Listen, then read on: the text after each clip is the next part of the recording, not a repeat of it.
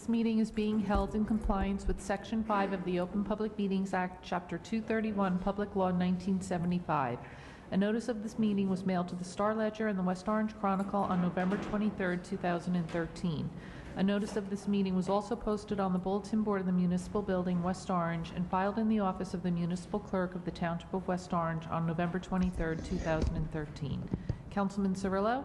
Present. Councilman Guarino? Present. Councilman Kukoviac? Here. Councilwoman Spango? Present. Council President McCartney? Here. Mayor Parisi? Present. Thank you, Mayor. So good evening and welcome to our April 8th Town Council meeting. We're going to start with a presentation of our mayor on what actually goes into our budget, which will be a nice segue for the introduction of our budget, which is on this evening's agenda. So Mayor, thank you. I guess we'll look at this as a public service announcement because I know one of your first presentations conflicted with one of our council meetings. So welcome and thank you very much for doing this for us. Thank you. Council President, thank you for this opportunity. You mentioned the last presentation we did conflict with the council meeting, so happy to be here tonight. We are in the process of planning several more of these presentations around town in hopes that as much of our public can understand what goes on and goes into local property taxes. As members of the council, as members of the local government, we all have a good understanding of what happens, but I think what we all find is that there's many misconceptions and many misunderstandings of what we do here, of what we're responsible for, and what some of the obligations that we have are. So we have put this together and over the last year or two and tinkered with it a little bit to make it as informative as possible and to encompass as much of what we do in local government as possible. And as you mentioned, it is all with the anticipation and expectation of having the public understand local taxes. As we all know, municipal government is a balance, and we talk about a lot at council meetings, the balance between services and costs. There's a lot of great things we'd like to do, but we always have to balance what that cost is. We also balance quantity and quality of services. We might have a lot of services, but if they're also quality services, then that adds to the cost. I like to use garbage as an example of that. We all know here in West Orange that you can put anything you want out at the curb. You can even put refrigerators and some of the refrigerants as long as you call for an appointment. You can put couches, you can put anything you want. Other towns, though they pick up garbage, they limit what you can put out. So not only do we have garbage service as one of the services we provided, but we have a quality service, so now it obviously costs money. We also know that a lot of what we do here is a response to residents' concerns. I would guess that a lot of the services we provide here in West Orange, at some point in the past, they were requests and from the public in terms of coming to local government and making suggestions and governments responding to that. We rely on a professional employee workforce, and I think government more than even the private sector these days is doing more with less, and we're certainly doing that here in West Orange. And of course, I think what government above all else is always juggling that conflicting demands. Nearly every poll ever taken regarding government and the public sector, people want more service for less taxes, and that's the dilemma we have here in local government. Let's look at a tax fact, 5-year tax history. This is according to the New Jersey Division of Local Government Services. West Orange has had the lowest municipal tax increase of any municipality in Essex County since 2008. That's the municipal tax increase. 66% of municipalities in Essex County pay more in the municipal tax portion of their taxes on average than residents in West Orange. That's a tax fact according to the New Jersey Division of Local Government Services. Since 2008, only 45 municipalities out of 565 in the state of New Jersey have increased municipal taxes less than West Orange. That means 524 towns, if my math is correct, has increased taxes more than West Orange since 2008. Since 2010, only 10 municipalities out of 565 in the state of New Jersey have increased municipal taxes less than West Orange. That means that 554 have increased taxes more than West Orange. That's according, again, to the New Jersey Division of Local Government Services. So what are taxes? Where are taxes? As we all know, it's important that the public understand, we represent the township portion of taxes. That is the 25% of the tax dollars is governed by us here locally, by the mayor and the municipal council. 61% is the Board of Education, 14% by the county, and though it shows 0%, it's a little less than 1% is for open space. On total, that's $205 million, almost $206 million assessed locally here on our taxpayers. So how is the budget broken down? The municipal budget in 2013, the final budget for West Orange, amounted to about a little over $73 million. And how is that broken down? That's broken down with 64% in total personnel costs, 25% in other fixed costs, about 1% in grants that we receive for various programs, and about 10% in all other expenses. Budget service responsibilities. What are our obligations each year that we sit down as a governing body and propose a budget? What are our goals? Well, first and foremost, each year we have to provide service to 47,000 residents residing in roughly 14,000 households. There's about 100 miles of roadways and sewers that we need to maintain in our 12.2 square miles of our community. We have to provide service to 496 commercial and industrial property owners, and about 100 acres of park-owned and township-owned land that we need to maintain, and we need to do that 24 hours a day, 365 days a year. We have personnel working in this township round the clock every day of the year.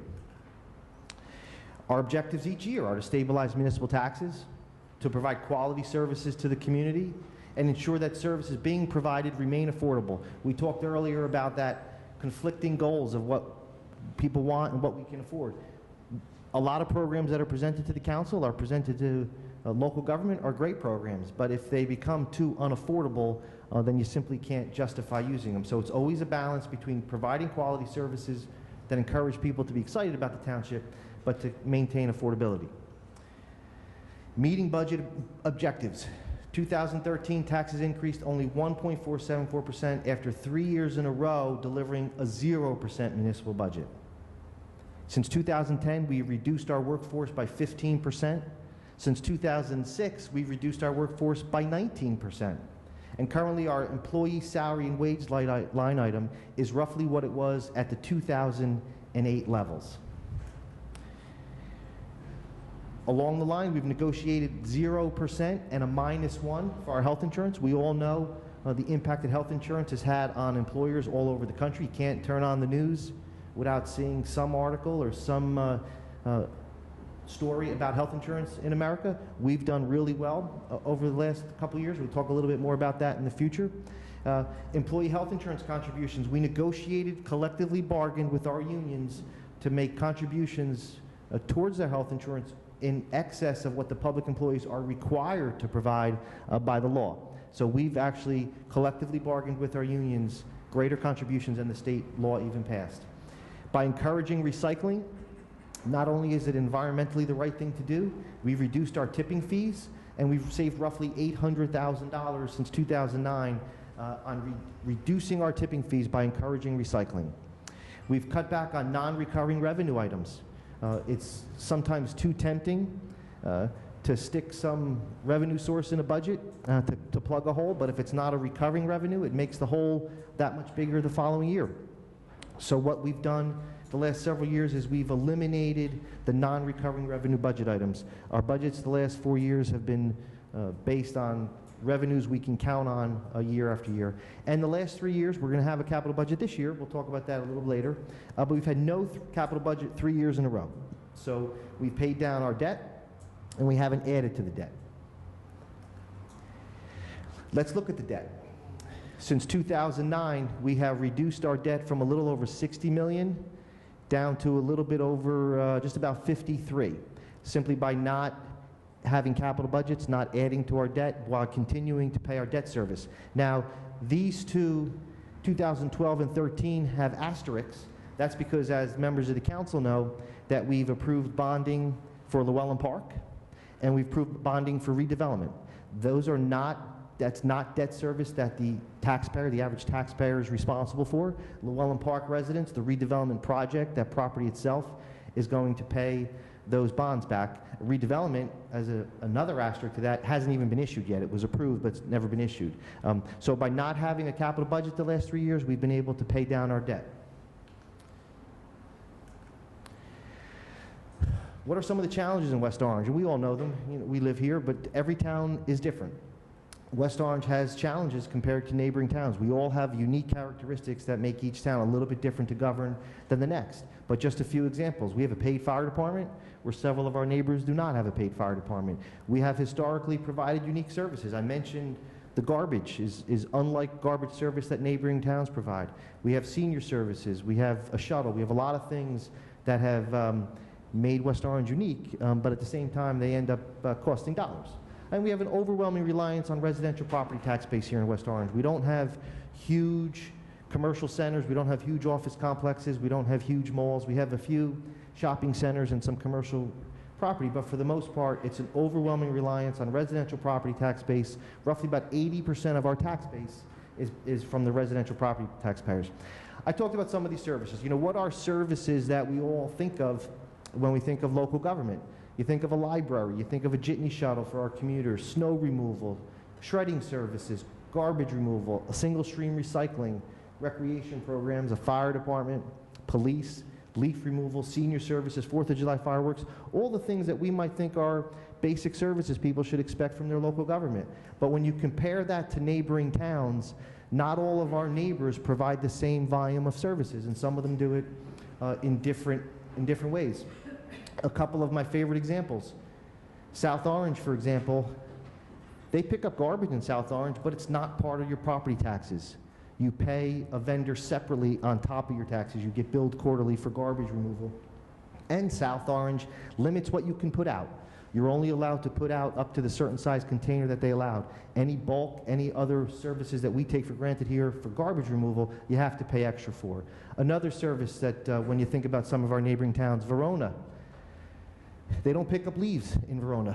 They made that decision that they require homeowners to bag the leaves or pay a gardener to remove them. And I can tell you that certainly in some of the neighborhoods here in town that we're blessed to be densely populated with trees, by forcing our residents to pick up or pay to remove their leaves, that would add anywhere from $800 to $1,500 a year on top of their expenses. So that's included in West Orange taxes. It's a service we provide. So what we consider to be basic services we're all proud of in West Orange, a lot of our neighbors either provide them at much less quality or don't provide them at all. I think of the senior shuttle service is a perfect example. Some of our neighboring towns provide some senior services, but in most cases it's based on a volunteer basis or much more scaled down compared to the 5 drivers we have full-time here in West Orange, as well as a senior citizen coordinator coordinating recreational activities.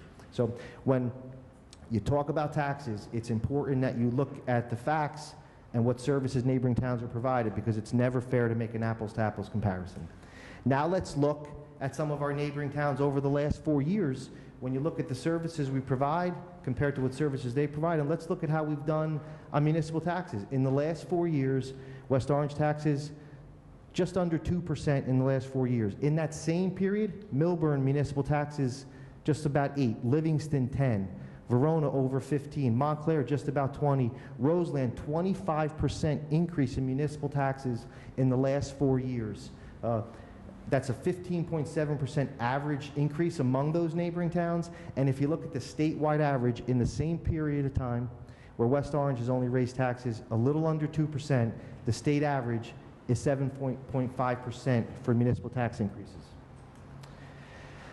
Let's look at some of items that we might take for granted that a lot of the public might not understand. A lot of our council members, when you become a council member, you learn it's what some of these things cost. We take for granted.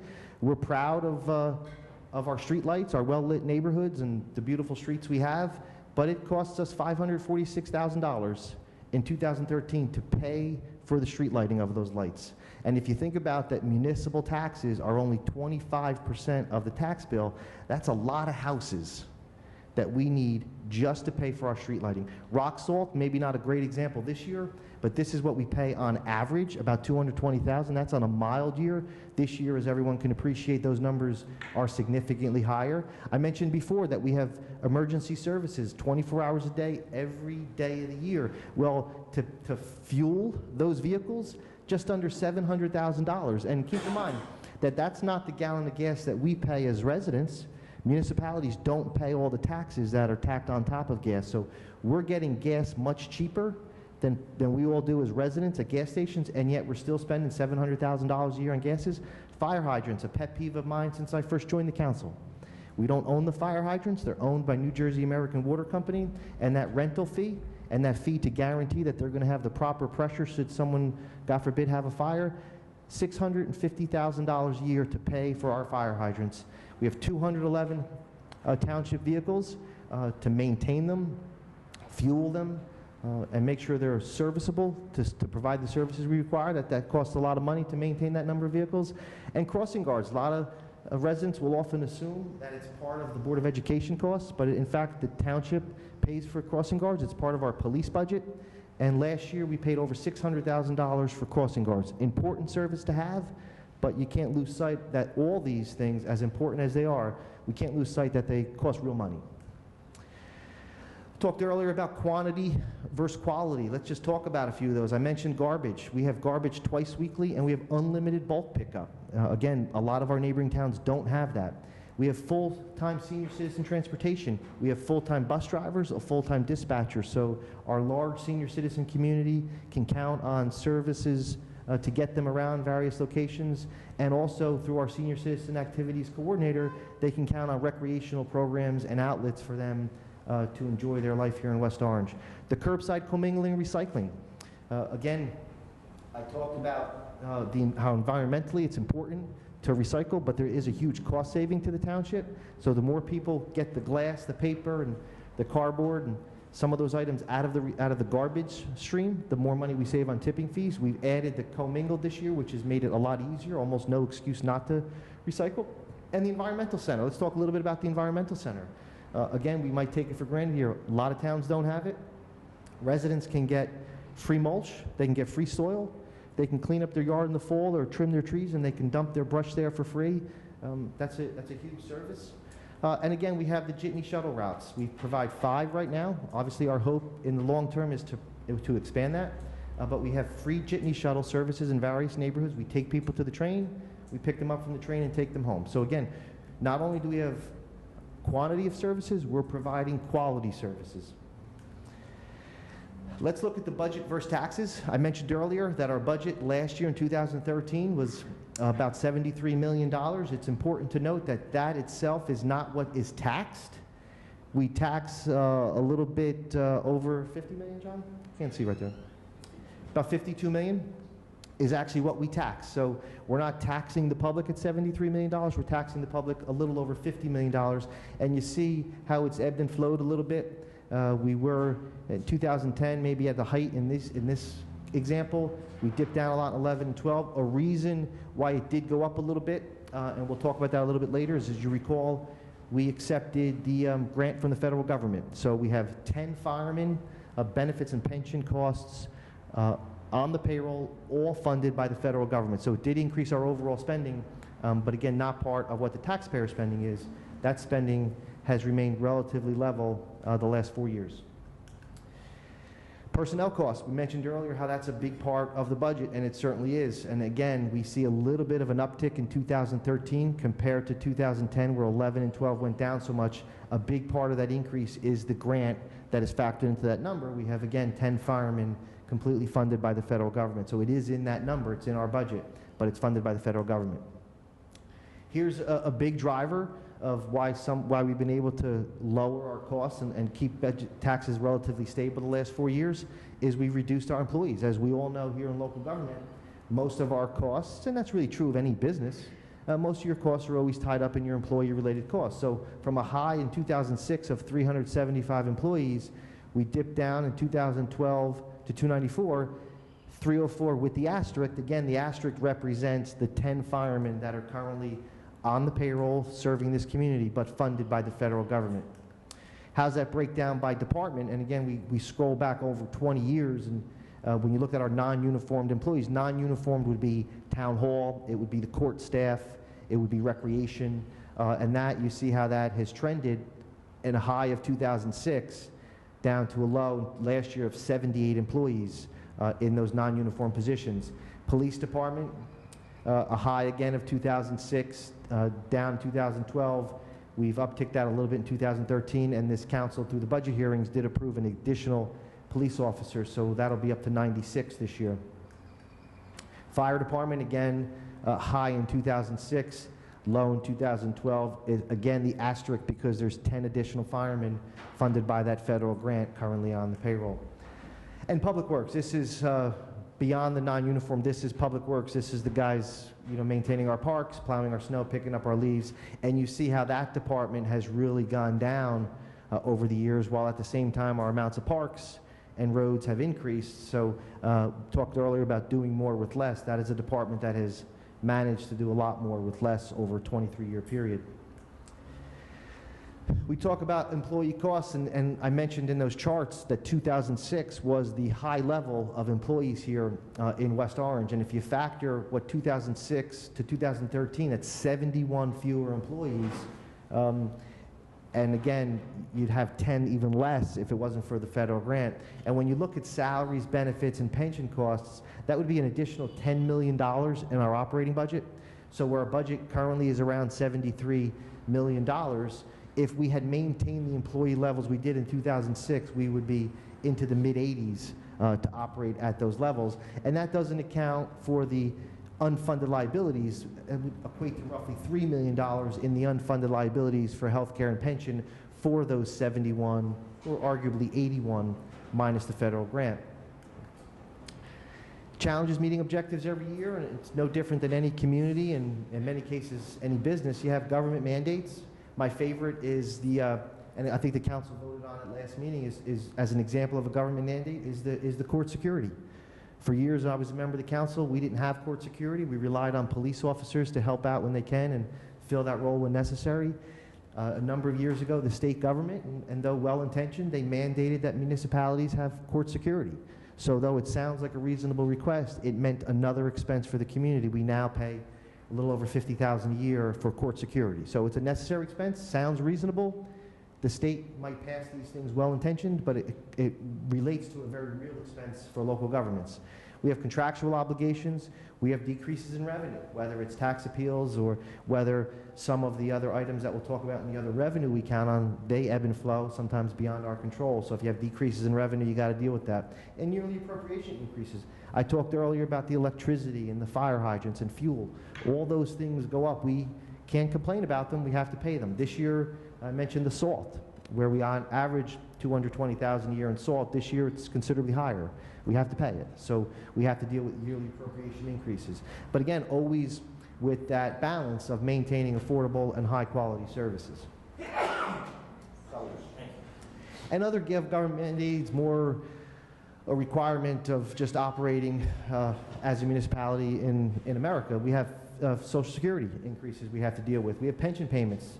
Again, as we all know here, our employees are part of the state pension, and we simply pay the bill when the state sends it. So if the state sends us a bill for a pension that's more than they paid last year, we have no choice but to pay for it. Library state funding, we've talked about it here before, but everyone should remember that our library is a free public library, and that's just not saying that it's free.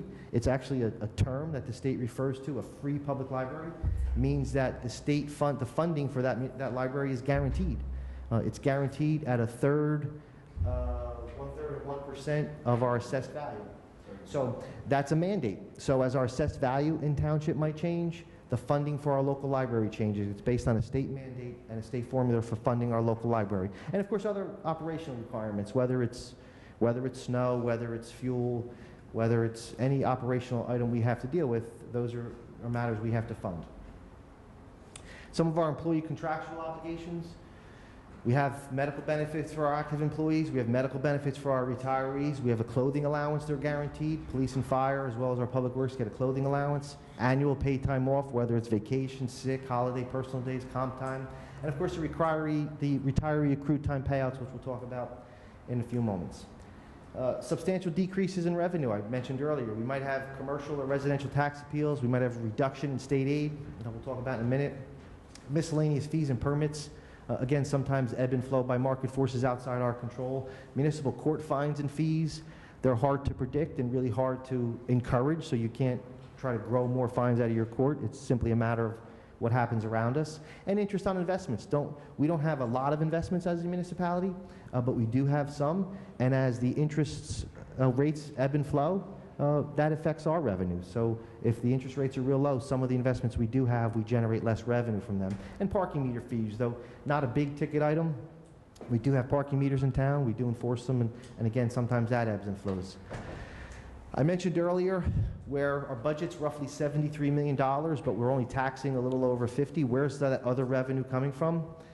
A lot of that other revenue is coming from construction permits.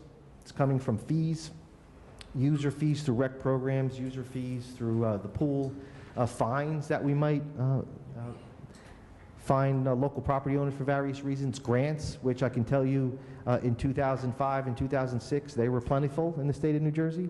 They've all but dried up, so our grant funding has dried up a lot. And again, I mentioned that interest. So you see that miscellaneous revenue beyond taxation was a high in 2010. It's dipped a lot, and that's not because we made conscious choices to cut it. Those revenue sources are beyond our control. We simply have to work with what we're given, and those revenue sources have decreased significantly over the last 4 or 5 years. Let's look at state aid. It doesn't always get a lot of attention, but let's look at what this is saying here. West Orange has lost $2 million in state aid since 2006, and that's money we had to make up. So we don't talk a lot about it. You don't see a lot of attention brought to state aid, even in the press or conversations around the state. But a town like West Orange, I would argue, never really got our share to begin with. But over the last 5 or 6 years, 7 years, it's decreased $2 million. While our expenses has continued to increase, we've managed to govern with $2 million less in state aid. Uncollected taxes, we've talked about it here before. It's always been a pet peeve of mine, but the municipality is the tax collection entity. It means we collect the taxes for the Board of Education, we collect the taxes for the county, and we have to budget for the uncollected taxes. The county and the Board of Ed always gets 100% of their approved budget, regardless of what we collect. So West Orange, last year, 2013, we had a budget a little under $3 million for uncollected taxes. So the school board can be whole, so the county could be whole. We also have to budget for lost tax appeals. So if a tax appeal is lost, the school board doesn't kick in their percentage of the tax appeal, the county doesn't kick in their percentage of the tax appeal, the municipality funds it. And last year we budgeted $3.3 million for lost tax appeals. Again, we only collect 25% of the tax revenue, but we have to fund 100% of the lost tax revenue. So if you add those numbers up quickly, over $6 million, almost 7, I guess, 6.5. If you think about a $73 million budget, we're budgeting almost 10% of our budget just to fund uncollected taxes or lost tax appeals so the county and the school board can remain whole. Creative revenue sources. You know, one of the challenges in New Jersey, and other states are a little bit different, we don't have a lot of ability to generate revenue. We don't get percentage of the cigarette tax or the gas tax. We don't get a piece of the lottery like a lot of other states do. So we have very limited ways to generate revenue, and what we have done in West Orange, when the state allowed it several years ago, is we did institute a hotel tax. We have a lot of hotels in town. For whatever reason, I don't understand that business well enough to know, but why West Orange is a good location for hotels, and they've all prospered here. So with our local hotel tax, last year West Orange generated just under $500,000 in a hotel tax. The ambulance billing, always a point of discussion, but when we first implemented that 8, 9 years ago, it's taken a little time to generate revenue. But in 2013, we generated over $700,000 in the ambulance billing. The cell towers, about $140,000. And I mentioned the recycling center. Not only do residents get to dump their debris from their yard there for free, they get free mulch, they get free soil, but the town also makes money on that. We get paid $90,000 a year in addition and it's a soft cost that's not calculated in there. As part of the contract, the municipality gets free mulch and free soil for our parks or our public buildings from the facility. So when you factor all those things in there, we're benefiting way more than $90,000, but the $90,000 is actually hard dollars the vendor who operates the recycling center pays the municipality. Talked earlier about appropriation increases, the contractual salary and wages, pension costs, health benefits, utilities, gasoline, all the items that in one form or another we deal with in our own lives. You have to, if their costs increase, you have to pay them. You have to find a way to make the numbers work. Biggest ticket item over a long period of time is pension costs. If you go back to 2013, the pension we were paying as a municipality was a little under $1 million. Up to 2013, it's over $6 million. So over that 10-year period, the township had to find $5 more million, which is, again, when you're talking about a $73 million budget, $5 million is a big percentage of that we had to make up. When you factor in at the same time since 2006, pension costs going up, state aid going down. Medical benefits. Now, this is not only health insurance, but this is dental and prescription as well. I talked earlier where we had a 0 and a -1 with our health insurance. That was only the medical portion of it, the health portion of it. That didn't include prescription and dental. So when you look at the costs overall, those costs continue to rise. Now, under some of the contracts that we negotiated, we collectively bargained with our unions, as well as what the state mandated. The employee contribution part, that dark green, has gone up a lot. Certainly, if you look at 2008 to now, we're almost at $1 million, if not a little bit over, collecting our employees, which is something all of us in the private sector understand all real well. But what some of the challenges, and it's going to continue to be a major factor in our budgeting, is you look over these last couple of years, the retiree portion of medical benefits has increased. So where our active employee costs are decreasing because more employees are retiring, they're guaranteed health insurance in retirement, our retiree costs are going up. In fact, last year, we crossed that line as a municipality where we now have more people enrolled in our retiree medical plan than we have active employees. Group health benefits. So, what have we done? Not only did we negotiate a 0 2 years ago, a -1 the year after that in terms of health insurance, this year we're working with Bloomfield, and as the council knows, we are creating a HIF. Insurance is the law of large numbers, so by spreading out our pool, we reduce our risk, and by doing that, by creating this self-insured platform, partnering with another town, we're saving roughly $700,000 this year. So as overall, our costs are going up, as it's a huge percentage of our budget, benefits for our municipal budget.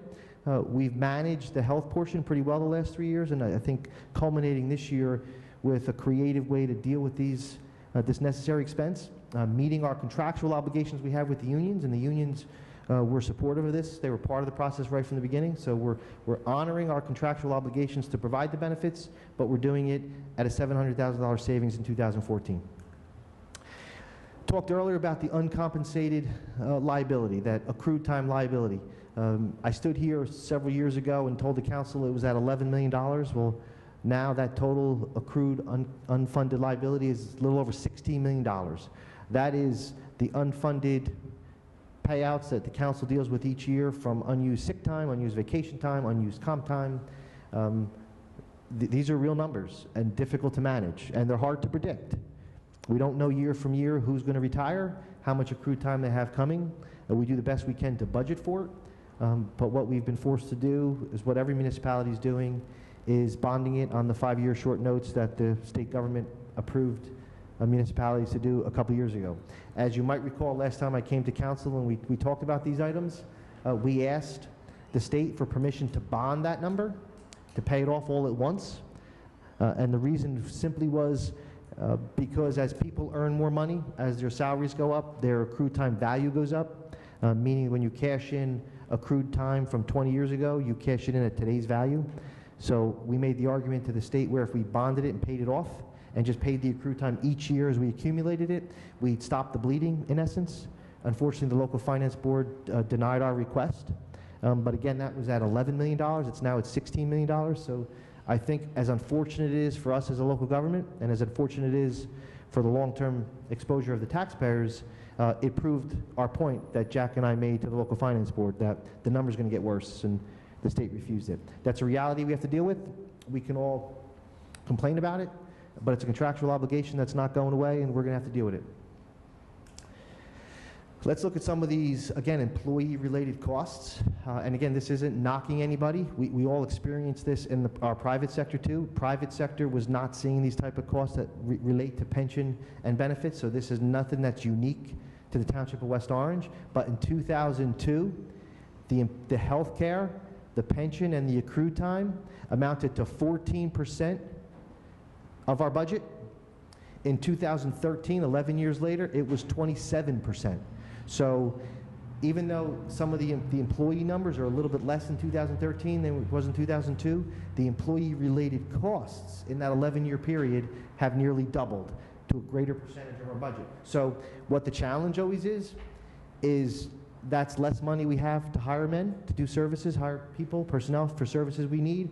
It's less money to maybe expand recreation programs. It's less money to expand shuttle services. So again, just like the accrue time, besides being contractual obligations, I think we all feel a sense, as any employer would feel, you have a moral obligation to provide benefits for your employees. The challenges in this day and age, both in the private and the public sector, is that they're becoming larger and larger portions of budgets, whether it's private budgets or municipal budgets. And over this 11-year period, it's almost doubled. So how are my taxes spent?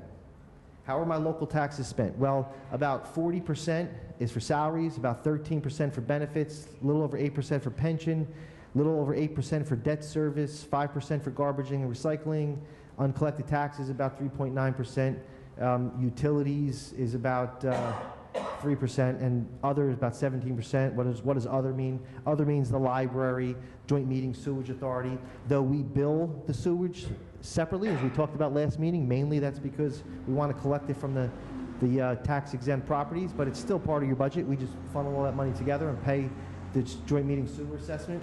General liability insurance, municipality has to have liability insurance, no different than a company, no different than we have on our individual homes.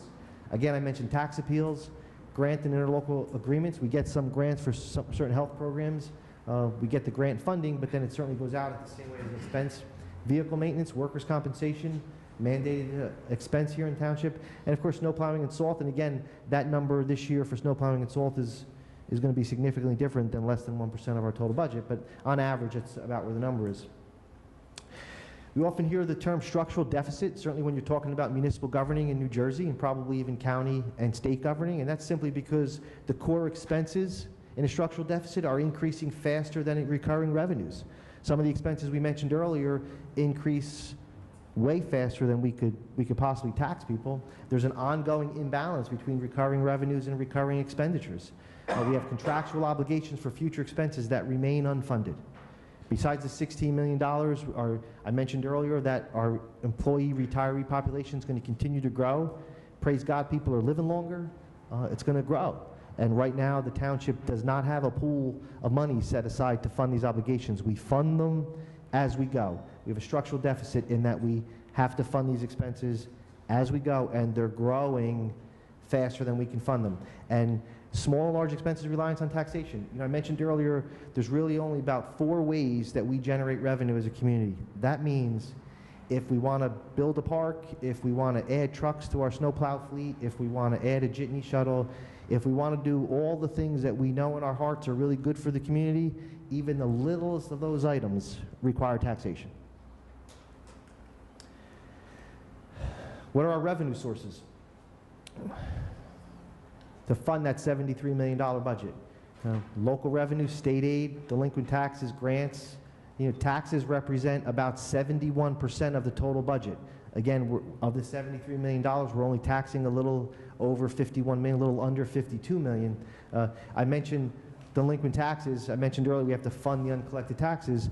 That's not to say that in 2013, for example, we didn't collect tax from 2012, so we had to fund it to operate. We do eventually collect the tax. In fact, in New Jersey, very often delinquent taxes are at 18% interest, so not that we want people to not pay their taxes, but ultimately we collect the money, and it is a revenue source year to year, where we collect back taxes from the year or two prior. Not something we can always count on. I mentioned earlier how those miscellaneous revenues ebbed and flowed over the last few years, but they've certainly been down since 2010, and certainly delinquent taxes is a big factor in that.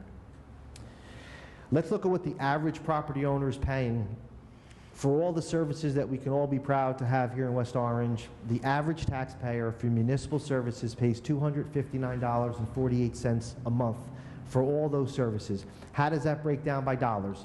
Well, a little under $43 is the police department. About $36 residents pay a month to fund employee benefits. About $32 for the fire department. $21 funds some statutory expenses we talked about earlier. $21 municipal debt, $17 public works, $16 Department of Health. That reserve for uncollected taxes, I told you, everyone's funding about $10 a month to fund that, and $60 for other services. What are other services? Other services, again, our joint meeting, the administration and finance, the library, the executive and legislative branches of government, state and federal programs we have to fund, planning and development, Department of Recreation, tax appeals.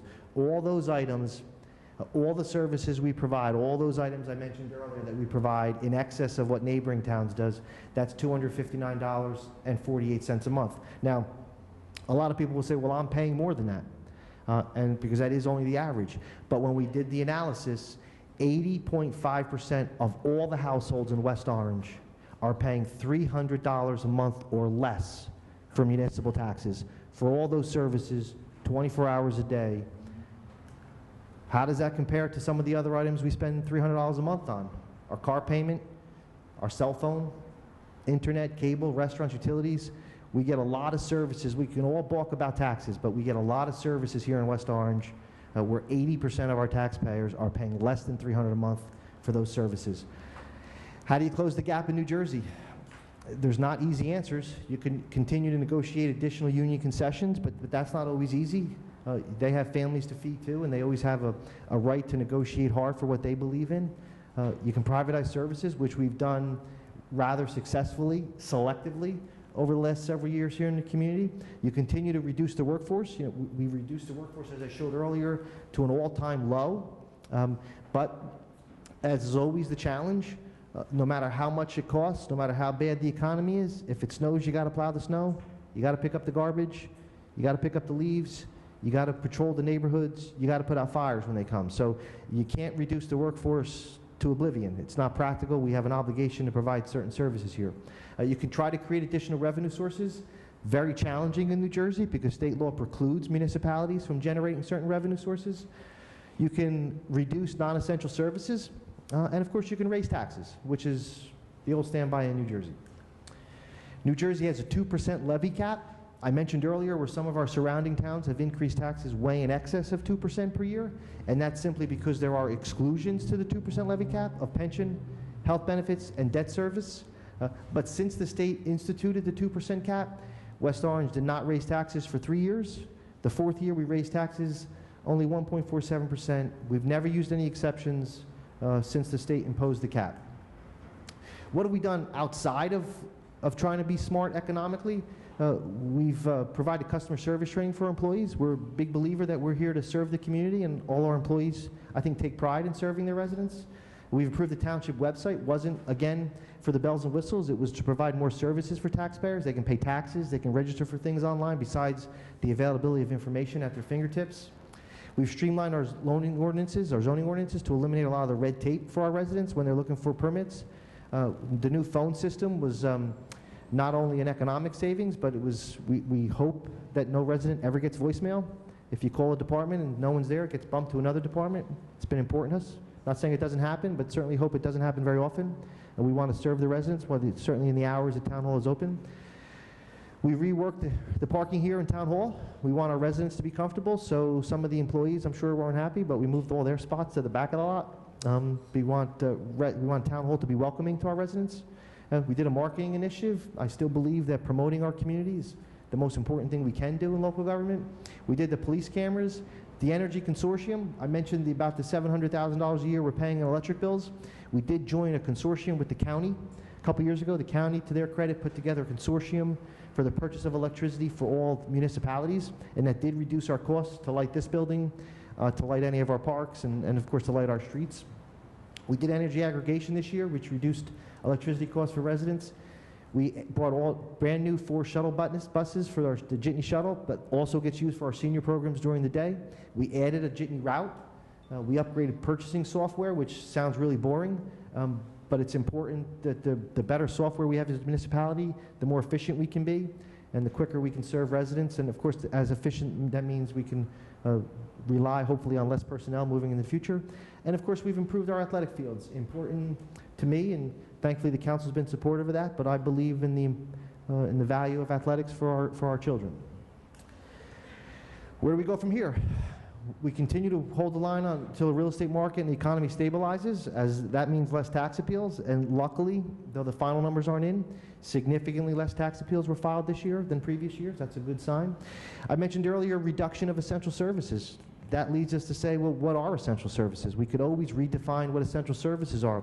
We certainly believe, I believe the administration and I believe the council concurs that a jitney service and senior services are important, but there's no reason to think that a government 10 or 15 years from now might not try to redefine that and maybe not consider that essential services.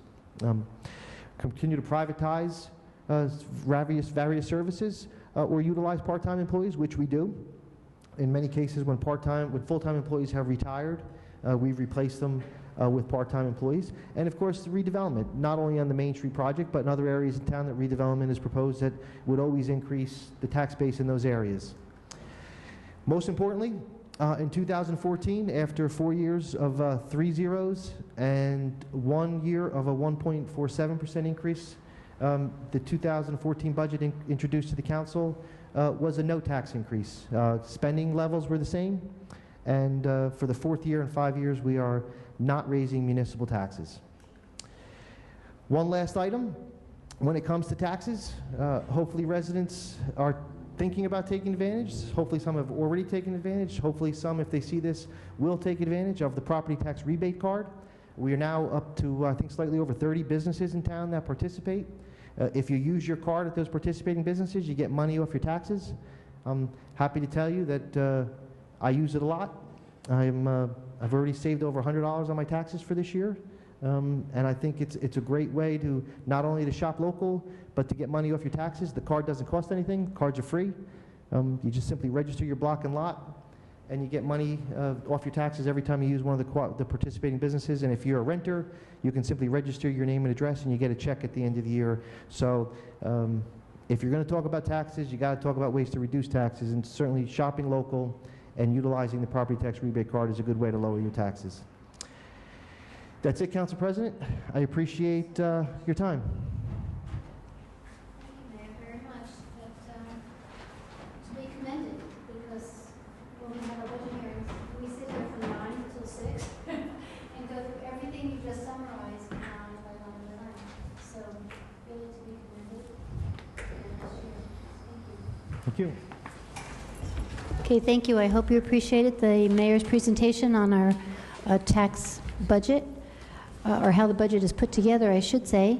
If anyone does have any comments on that, you can always email them to the mayor at westorange.org or to the council at westorange.org. While our public information officer is putting together her updates, we can move on to our council liaisons. Announcements? Okay. Councilman Guarino? Thank you, Council President. Okay. Just want to say that, of course, our Shop West Orange program is really growing. At this point in time, we have 37 new participating sponsors throughout the township, not just in the downtown corridor. If you need to know businesses as they're coming online, you just go to the www.propertytaxcard.com, and you can find a list of all our participating merchants. Of course, also, it's been very helpful to the tax benefit, as the mayor said. He saved over 100. I've saved close to that already.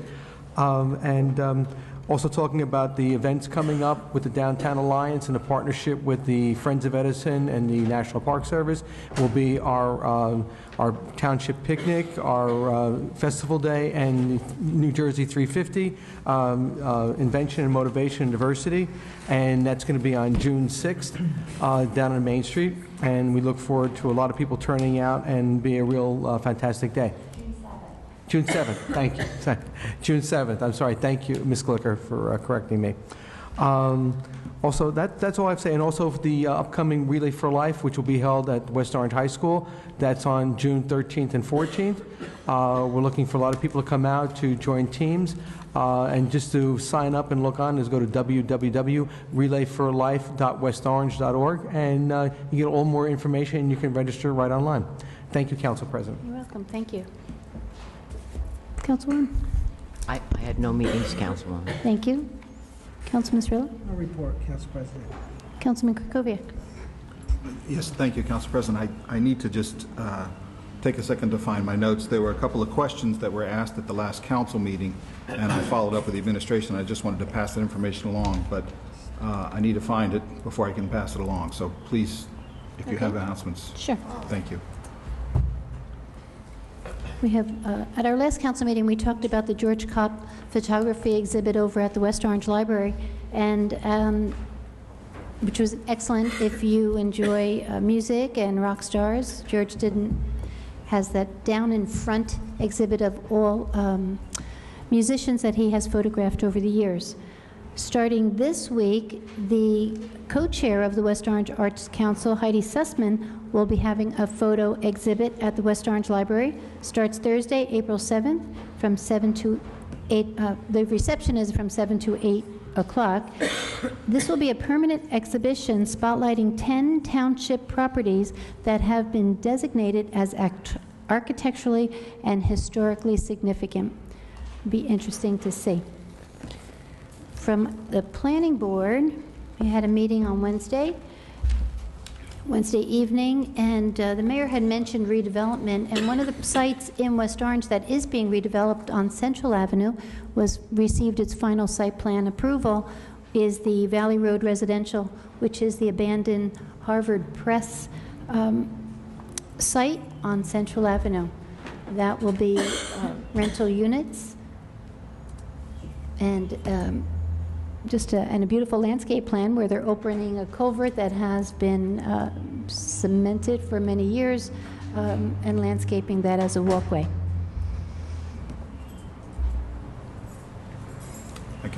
I found the... Okay, I think the other one was the county. I just wanted to mention that there was a lot of talk about the county application at the South Mountain Recreation Complex for a dog park, and the application came in last month for a dog park and playground. The planning board made quite a few recommendations about about both the playground and the dog park, but the county has postponed, or they're not moving forward at this time with the dog park. We were pleased to hear, and if they do decide to move forward, the planning board has recommended that the county have another separate courtesy hearing before the planning board. Councilman. Thank you, Council President. At the last council meeting, a couple of residents asked various questions that I don't think we were able to provide answers during the meeting, so I just followed up with the administration, and I'm just looking at some emails I got this afternoon, so if I misspeak, please, someone from the administration correct me. There was a question about the cell phone antenna on top of the Edison Storage Battery Factory property downtown that's part of the redevelopment. And the information that I got from the administration, principally the tax assessor, was that there are now 15 antenna on the property, and they've been there since 2009. I've got what looks like to be annual revenue of about $125,000 that the antenna generate to the property owner, which, as everybody knows, is Prism Partners. And it's the revenue that it produces is part of the assessment of the property, which has a tax assessment of about just slightly under $1.7 million. There was another question asked about whether there were 13 properties in town that were tax exempt because they apparently were owned by tax exempt religious organizations. I confirmed that number, that there are 13, and there was some question about whether the properties are getting a property tax, not really abatement, but not paying property taxes in a situation where we might be able to look at getting property taxes from them. And the answer that I get from the tax assessor is that it's a no answer. In other words, it says property must be owned by a tax-exempt entity to be tax-exempt. If property is owned by various ministers personally, then it's taxable. But Yeah, it's fair to say if it's tax exempt, it's tax exempt. Okay. So to the extent that there are individuals perhaps living in the property that is tax exempt and using services of the township, there's no way to recoup that. And the resident had asked, does the law allow for an alternate payment from a property occupied by clergy, a payment by the property owner, whether or not a tax-exempt religious entity, to the school district for children living in the property who attend public schools? And if I read this correctly, it's a one-word answer, no. That's correct. There's no mandatory way. I mean, could they volunteer? Certainly, but there's no way to assess them. There was also a question about whether, at the recycling center, whether recycling materials that are left there, principally electronics and computers, once they're left there, can other residents come and go through them and actually take the materials that they want for whatever reason? And I thought it was pretty clear at the last meeting, but I just wanted to make sure everybody knows that it's, I guess you said this, Mr. Gross, any recyclables deposited at the recycling center become township property and cannot be removed except as determined by contract with the township's vendor. So the short answer is no, you should not try to go in there and take That's correct. electronics. I think those were the three primary questions from the last meeting. So, thank you. Council President, I have a question. Did we change the format? I thought this was council liaison announcements. Can we respond to constituent concerns during this portion of the meeting? Was not the intent, but Or address any other matter? I just want to make sure that I follow whatever format's in place. You know, I said I have nothing to say was because I thought that we're giving council liaison announcements. So Right. I just want to make sure we're all clear. I don't know if I missed something. you did not. Okay. That was the council liaison. But to that Okay, so same, we're doing council we're liaison. doing council liaison, right. Okay.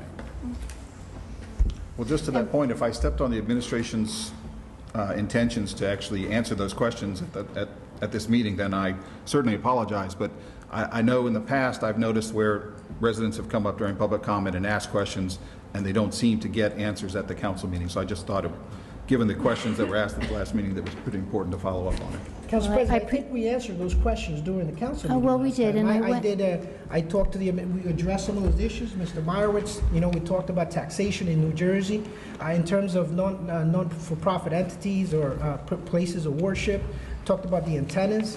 But, I just want to make sure we follow a format, there's a Yeah, thank protocol you. that we follow. I'm just that type of person. I need to understand. follow guidelines.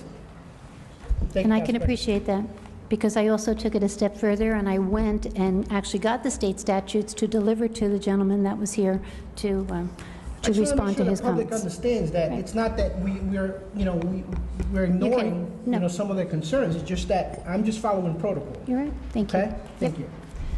Well, to that point, I did receive a telephone call this morning from the people that are putting together the ice skating spectacular on Saturday, April 19th.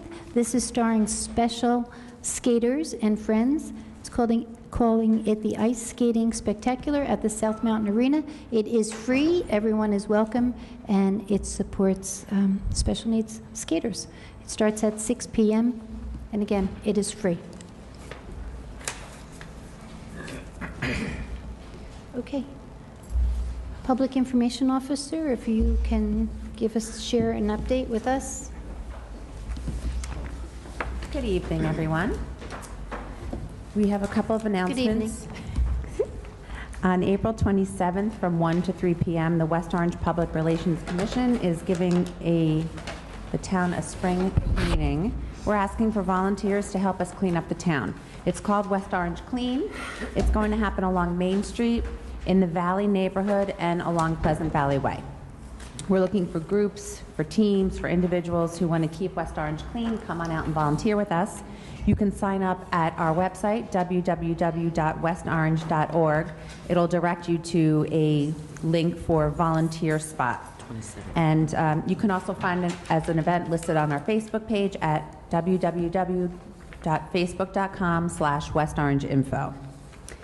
And speaking of Facebook, we have almost 5,000 friends on the page. It's really a very significant number of people. If you haven't already, please sign up at facebook.com/westorangeinfo.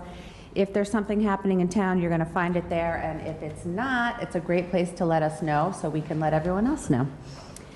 The West Orange Fire Department is asking for donations of new toys, games, and stuffed animals and books for the St. Barnabas Burn Center. Donations can be dropped off at all the firehouse locations until April 30th. So I'll give the locations, but you can also go to our website to find them out as well. So fire station number 1 is at 415 Valley Road. Fire station number 2 is at 86 Washington Street. Fire station number 3 at 93 Ridgeway Avenue. And fire station number 4 on 280 Pleasant Valley Way. The contact number is 973-325-4191, and you can ask for firefighter Joe Matullo. Again, that's donations can be dropped off until April 30th. And Jessica? Yes. The toys that are being donated are going to children at the St. Barnabas Burn Unit. Correct. I'm sorry. I didn't hear that. Sorry. That's what it's for. Okay, we're having a drug take-back program sponsored by the West Orange Police Department. It's going to be on Saturday, April 26th, from 10 a.m. to 2 p.m. You can bring your unused prescriptions and over-the-counter drugs to the West Orange Fire Department Police Headquarters, and they are not accepting syringes. But if you have unused prescriptions or drugs that you want to dispose of, this is a safe way to do it. The West Orange Scholarship Fund is having a cocktail reception in honor of Mayor Parisi for his 20 years of extraordinary public service to West Orange. It's going to happen on Thursday, May 8th, from 6:30 to 9 p.m. at the Rock Spring Country Club. It benefits the Parisi Family Scholarship and the West Orange Education Foundation Alumni Fund. It's $50 tickets, space is limited. You can go to our Facebook page at westorange.org to fill out a form, and it'll give you information of where to mail a check. I think that's it today. Thank you. Okay. Thank you. Have any questions? Can I ask Ms. Booker a question? Of Hi. course. Hi. Jessica, thank you. Thank you for a great presentation. I just have a quick question, and, Yes. and maybe I've asked this before. I'm really happy about the cleanup about Yes. downtown, but why wasn't the Downtown Alliance? Basically, the Downtown Alliance is responsible for the Main Street corridor. So I'm just not being argumentative. I'm just saying is why wasn't the Downtown Alliance made a partner? But I'm just having because I. No. The Downtown Alliance is participating and has given us areas where they would like for us to clean the areas along Main Street. This West Orange Clean is actually in partnership with Clean Communities of New Jersey, so that's something that Nick Salisi is spearheading for us. We will be getting a $300 grant for doing this, for spearheading this particular cleanup, but we are involving the Downtown West Orange Alliance. I'm sorry that you didn't know that. I know that you're the council liaison there, but I did have a meeting with Megan this week, and I had one, we spoke before the last meeting, and it's not in partnership, but we are working together with the Downtown West Orange Alliance because we are focusing on Main Street as just one part of the cleanup. Okay. Because I wasn't aware, and the other members of the Downtown Alliance were not aware of it, so they asked me to ask the question, how come they were not aware of it? So I appreciate your updating us on that, so thank you. Yes. Councilman Cirillo. Yes, Council President, thank you. And I want to commend the Public Relations Committee for taking on this initiative. I remember when I first moved into town, there was something called Big Help Day. Everyone talks about that, yeah. Everyone talks about that. We made so many friendships. We met our neighbors participating in this program. We used to go around town helping senior citizens clean their homes, clean the streets, doing what we can. And it's just a big opportunity for us to get to know each other and do something positive for the town. So I commend you and the Public Relations Committee for undertaking that and bringing that in another form back. On that point, do you have the places in town where this is going to be held? Or what are the target areas? That's a great question, and they haven't been solidified as of yet. But what people will do is to come down to Town Hall. We'll meet at Town Hall at 1 o'clock. Right. And on the 27th, and everyone will get a designated spot. Okay. So we've worked with the Downtown Alliance to find out what spots really, really need help. And we're working with Nick Salisi to find out where in the valley and where on Pleasant Valley Way we are most likely to give the most help. Great, thank you, Ms. Glicker. I want to urge the public to come out April 27th at 1 p.m. Please come out. We'll have all the supplies, and we'll be behind Town Hall. We're going to have a pizza party Bring everybody. afterwards. There's We're gonna going be to give you pizza, bring the Gatorade kids. and water and bring the kids, gloves, trash Gonna be bags, exciting. everything. Council President, let me say, like I said, I'm really thankful that you're doing this and the Public Relations Committee is doing it, so I'm very glad it's happening. It's a great thing to say, and my concern was that, making sure everybody was involved. But I'm really excited about this, and I thank the Public Relations Committee for doing that. Okay, and we want it to be the big help eventually. We're starting small, and we'll get there. Oh, that's Nickelodeon. Next year's another year. Thank you. Thank you. Okay. Madam Clerk? This is to inform the general public that this meeting is being held in compliance with Section 5 of the Open Public Meetings Act, Chapter 231, Public Law 1975. A notice of this meeting was mailed to the Star Ledger and the West Orange Chronicle on November 23, 2013. A notice of this meeting was also posted on the bulletin board in the Municipal Building, West Orange, and filed in the office of the Municipal Clerk of the Township of West Orange on November 23, 2013. Councilman Cirillo? Present. Councilman Guarino? Present. Councilman Krokoviac? Present. Councilwoman Spango? Present. Council President McCartney? Present. Would everyone please rise for the Pledge of Allegiance? To the flag of the United States of America and to the republic for which stands one nation under God, indivisible, with liberty and justice for all. The council is now in their public meeting. Thank you, Madam Clerk. Again, welcome to our April 8th Town Council meeting. On our agenda, we have our public comment. If anyone would like to make a comment, please. Yes, sir.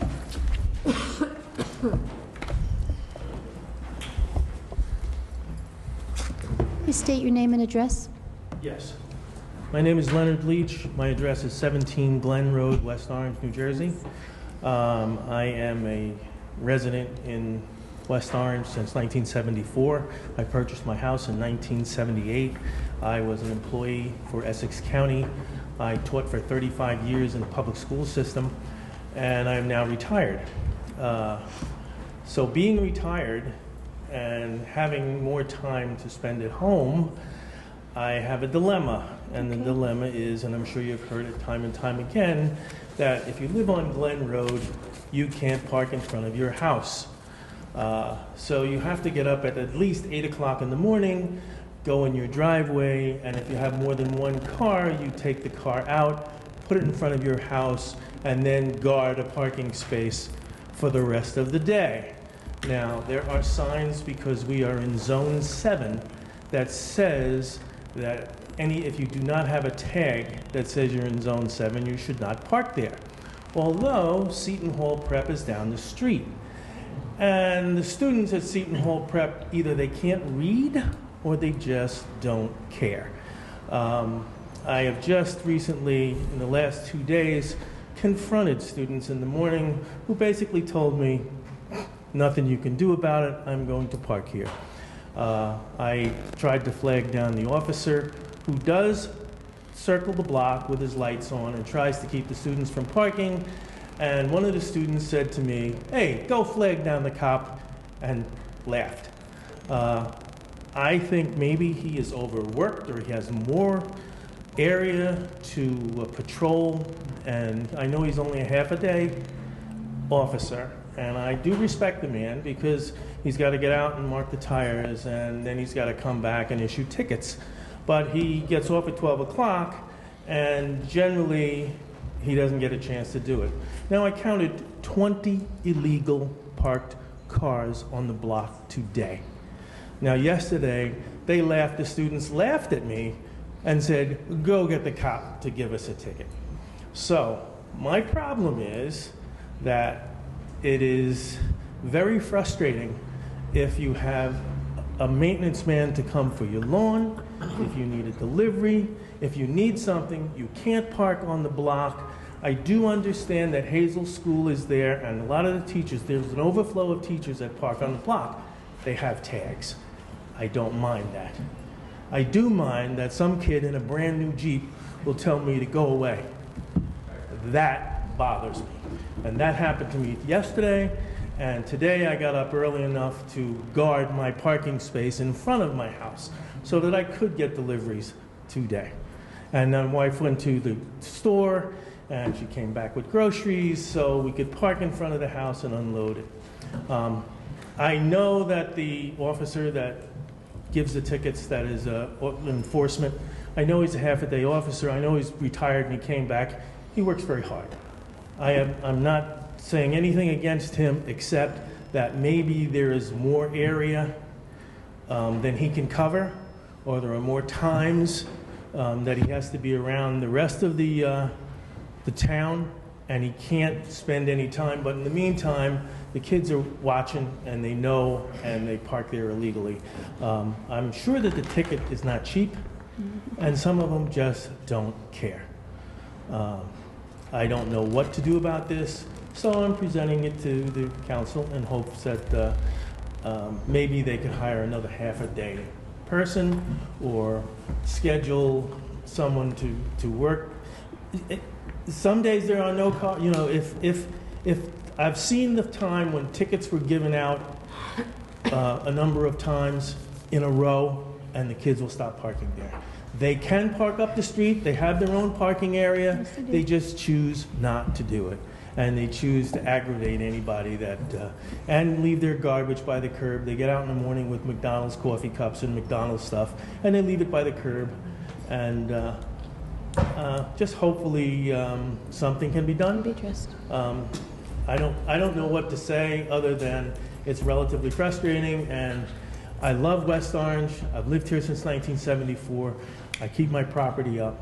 I'm a taxpayer, and if I can get some help, Absolutely. that'd be just cool with me. During the winter, with the snow, I didn't care. Let them park there because that's difficult to park. But now it's just that they're too lazy to get on the bus or come down, so Right. they make a problem for the people on the block. And I know there are a number of people that complained because I talked with 4 neighbors before I came here tonight. Go get them was their answer. Okay, there you go. So, anyway, Okay. that's all I have to say. Thank you. If you can help us, we really need help. Thank you, Mr. Leach. Any other comment? Yes, sir.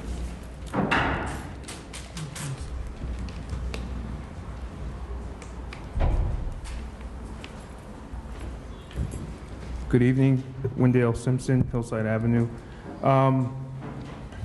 I'm here tonight because I watched the last meeting and I had some, I wanted clarity on some issues.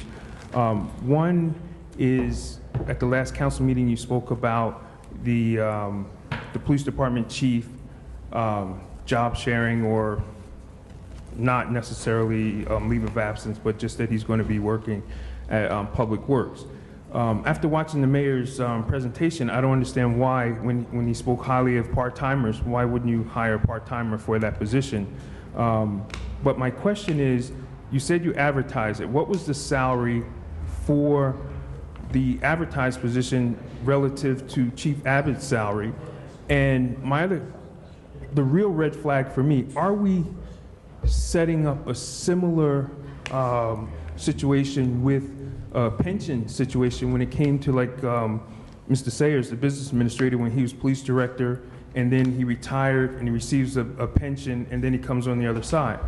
That same thing will apply to Chief Abbott, if I understand correctly.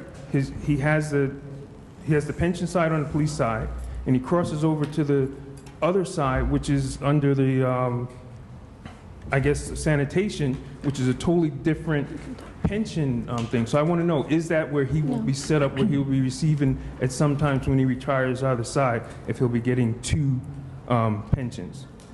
So that's, I would like some clarity on that. The other question I would like to know, I know Mr. Guarino had made a comment with Mr. Meyerowitz regarding him complaining, or no, I think you used poo-pooing, about commercial, coming here complaining about commercial businesses or prison not paying taxes, and did he know, or how come he didn't complain about other commercial businesses? So I would like to know, do you have a list of other commercial businesses? Because I don't want to put words in Mr.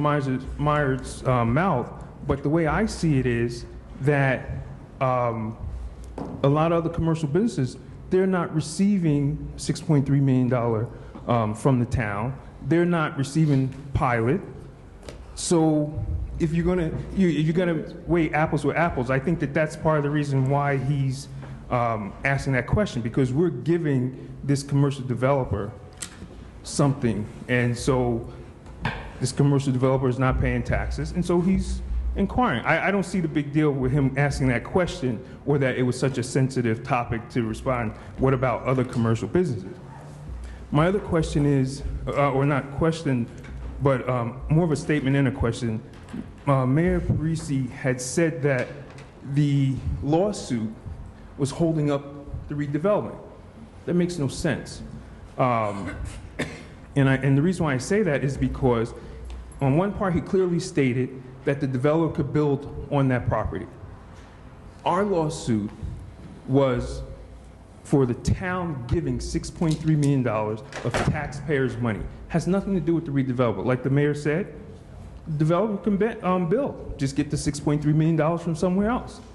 Our lawsuit clearly stated Ms. Carnival, because she handled the referendum in the township. That was it, and it was all about $6.3 million. Although the developer did jump on as a third party, because to protect their interests, they jumped on the lawsuit, but it was never against the developer. So I just wanted to be clear about that. We're not holding him up. And quite frank, the township held up because all we had to do was have the referendum, win or lose, and that was that. But the township felt, or the administration felt, that that was something they didn't want to give us that right, although he stated that we had the right to file a lawsuit, but I guess we just didn't have the right for a referendum. So we're not the ones that's holding this up. The developer, and like I said, I keep reiterating, the mayor said he can build, but it has to be a redevelopment project. That's clear. That area has been designated redevelopment. So let me back up. They can only build if it's part of the redevelopment plan. They can't, if it's not within the redevelopment plan, he can't build.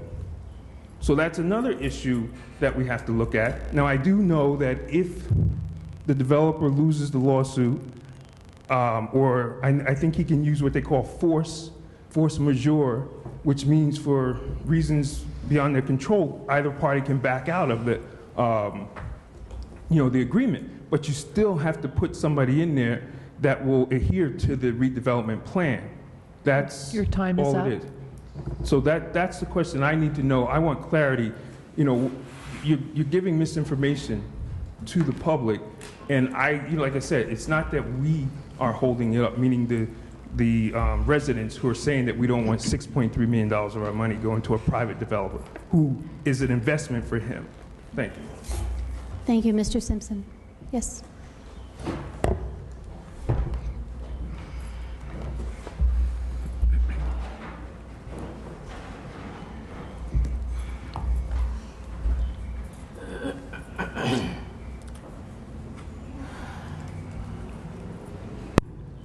Rosary Morelli, Ralph Road. I have a few issues and concerns to talk about, and interestingly, my only objective is to get each of them addressed and responded to tonight. So I don't go home, and then we go through all of this mishmash with every meeting. Answer my questions and we'll be fine. Excuse me, the first issue is, in reviewing the invoices for legal services regarding the prison project, which are being performed by McMahon and Scotland, I found two interesting bills that raise some questions. One concerns a bill for $43, and it's dated 11/29/2012, and it states, review and respond to email from Jennifer Credito, Citizens for Responsible Government Spending, that's our group that are petitioners, fundraising letter. Now, questions regarding this invoice. Why was this letter given to the attorney? And who gave it to her?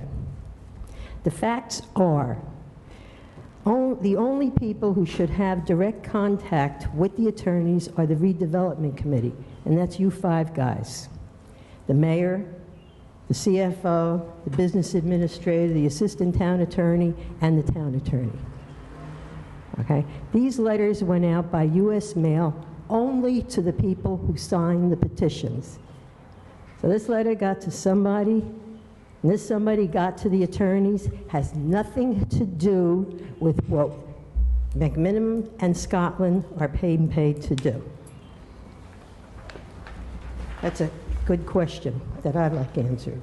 Therefore, can one assume, based on the fact that this has nothing to do with the legal action, there was something behind this action?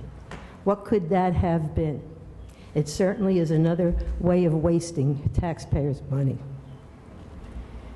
The other bill is dated 10/2/2012, and I'm not going to read all of this. They were reviewing an email correspondence from Jay Krakowiak, interesting all the characters that were present in this at this time. None of them were Mr. Krakowiak. That's suspicious. But one person who was there was Richard Trenk. Now, please correct me if I'm wrong. Isn't Mr. Trenk prohibited from being involved in prison redevelopment issues? Judge Stein's report. Okay, another issue concerns the ordinance which created the Director of Staff Operations. And I think from Mr. Simpson's comments, you'll understand people are really confused. It's my opinion, and that of numerous others, that what has been verbally communicated by you all and the media is totally unclear and convoluted. I strongly recommend that the mayor give a formal presentation with visuals, perhaps a PowerPoint presentation at the next council meeting. The visuals should include, but not be limited to, an organization chart with all the positions displaying the reporting chain, a brief job description for each position, the salary scale for each position, the name of the individual assigned to the position, and his or her current salary. There will be clarification if we can see that. Nobody knows what's going on. Third issue is that several meetings back, both Ms. McCartney and Mr. Guarino stated they were going to follow up on the municipal audit. The citizens should be told exactly what action each of you has taken and the results to date. Ms. McCartney, you said that you would speak to the state auditors, and Mr. Guarino, you promised you were going to perform your own audit. Will you share with the citizens the status of your commitments tonight or next week, next meeting, or whatever? Also, Mr. Guarino made a comment that he had spoken to Stephen Ells, who is a state auditor. We spoke offline. I mentioned Mr. Ells' name. He is a state auditor. And I would like to know what the result of that discussion was. I have 10 seconds. Going back to the audit, Ms. McCartney, the significance of the amounts that were in question in the audit are not the issue. The fact is controls. There are no controls in place. That's backed up by the fact that a few years ago in the Recreation Department, the same thing happened that happened again. Controls are important. It doesn't matter if it's 10 cents or $10,000. Obviously, we're lacking in our financial system. I would suggest you don't confer with Mr. Gross. He's the guy who's in charge of the system. You need to go to someone else. Thank you.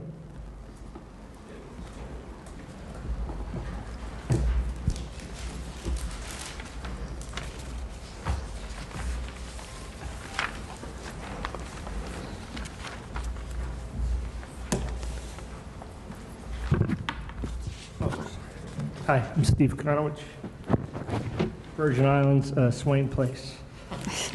Again.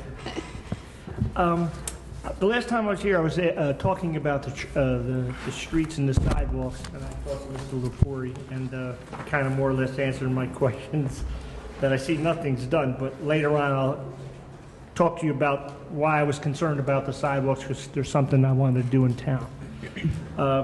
The other thing that I want to talk about is, which I haven't gotten no response, no answer, no nothing. I want to know if the cameras in the back of the police station and the cameras behind the town hall, do they work? Do they go work for 24 hours? Do they work on a 24 loop, a 30-day loop, a 6-month loop? I haven't gotten that answer. I've sent letters to everybody. I've talked to everybody. And if I had the cameras working, I wouldn't have went through all this stuff with the Llewellyn Hotel, because I was accused of certain things. And this is the transcripts, about 160 pages, which is, I'm gaining weight just sitting around here doing all this stuff. The other thing that I wanted to ask about is the Llewellyn Hotel a hotel or a rooming house? Because right here it says it's a rooming house. Okay? So, there it is. What copies of that? Judge Starlet doesn't, understand that.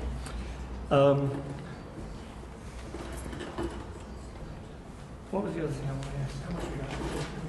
Okay, now, the reason I was concerned about the trees is that, okay, I have a movie that I wrote. Steve, I'm sorry. Yes. I'm going to have to ask you a question about the room. What is the question about the Llewellyn Hotel? Is it a hotel or is it a rooming house? Now, there it says it's a rooming house. In court, she says it's a rooming house, but there's a sign outside of that place that says it's a hotel. So should it be taken down? Or does she get some kind of tax incentives, which the one gentleman talked about before? Who knows? I just want to throw that out there. Okay. The thing that I was concerned about the sidewalks is I have a few, do you give tax incentives on movies made in town? Maybe you should. I mean, because all I ever talk and brag about is my town, West Orange, Eagle Rock Reservation, Thomas Edison, the Black Mariah. There should be more people in this town doing movies. I just really think, I don't know. But, so we got a guy right here.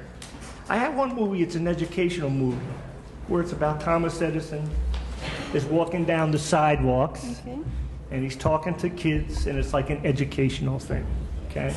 That's one thing that I'm throwing out.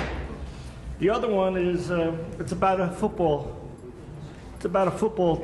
game between the Valley, Our Lady of the Valley, and West Orange. That's another one. And the other one I have is, it's a comedy about where the Indians come back and take over the reservation. So that's kind of another thing I'm just throwing out here.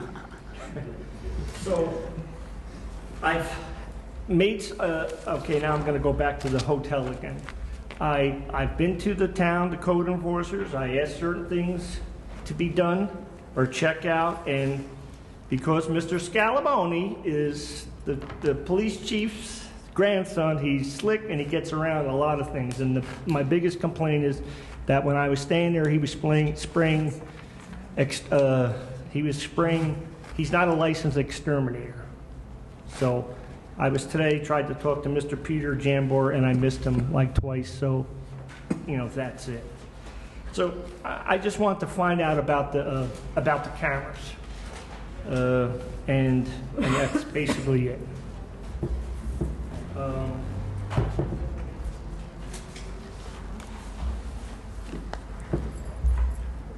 And the other thing was about smoking, again with Officer Roach, which I still haven't had her apologize, so I'm thinking about a civil suit. And the global advisors of a smoke-free policy, they already talked to me and I've talked to them about that. Is it a law that you can smoke in municipal cars, whether it's police officers or other cars, whatever? I just think you should stop that. Thank you. That's all I want to say. Thank you, Mr. Konowich.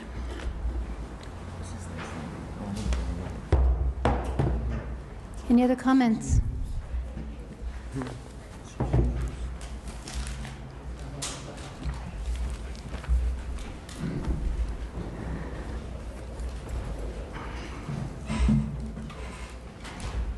Hi, Mark Meyerowitz, 19 Howell Drive. I just have some comments from your comments from the last meeting. One of the council persons asked me, what's so different about the Prism Downtown Redevelopment Project? Why is that any different? And of course, as Mr. Simpson says, the difference is that the taxpayers are on the hook to the developers for a 30-year or so pilot program and $6.3 million in loans. And listening to the mayor's presentation, I would think that that $6.3 million could go to something a lot better than the Prism development. You know, if the mayor is looking for money, there's $6.3 million that could be better used. But anyway, when this was passed 2 years ago, I stood before the council and I said, if you pass this, you're making all of us partners in this project, all of us taxpayers. And I said, I will be here bothering you for the next 30 years if necessary to make sure that this is going properly and that the taxpayers are taken care of. So far, the taxpayers are not being taken care of properly, and I'm here to remind you of that. And you made me a partner, and I'm here to open my mouth, even if you like it or if you don't. Doesn't matter. I've also been told by somebody, you know, I'm concerned that there's no oversight, no legal oversight of the project. You found a way to go around so the taxpayers or the citizens could not vote on the project, and the township refused to go to the local finance board on this project, and I wonder why. Why is the town afraid to go to the finance board? What are you hiding? What don't you want them to see? I've been told that part of the answer could be that Prism never developed a marketing plan, and if they did develop a marketing plan, no, you don't want anyone, or they don't want anyone to see it because the numbers don't add up. Because they're trying to sell small size units as luxury condos or as luxury apartments or whatever it is. So is there a marketing plan, and can the public see it? You know, has one been developed yet? You know, we'd like to know. Also, I'd like to know, have the taxes have been in arrears, have they paid them yet? You know, or are they still dancing on our money? The mayor says he has to make provisions for unpaid taxes. We'll go out and collect them. You can send notices to Prism in the contract to pay the taxes or else. So do it. Don't stick us with the burden of collecting the taxes and covering Prism. We're going to cover Prism at $6.3 million. Why should we be covering them now? Mr. Mayor, please answer that.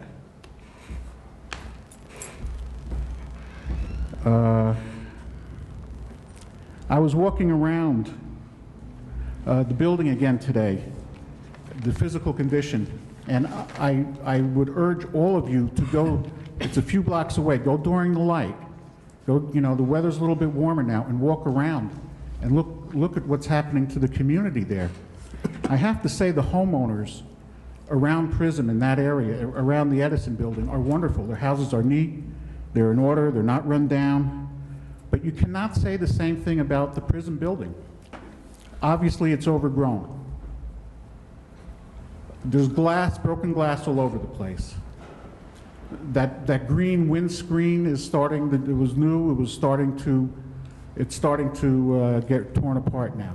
It's unfair to the neighbors that they have to look at this building.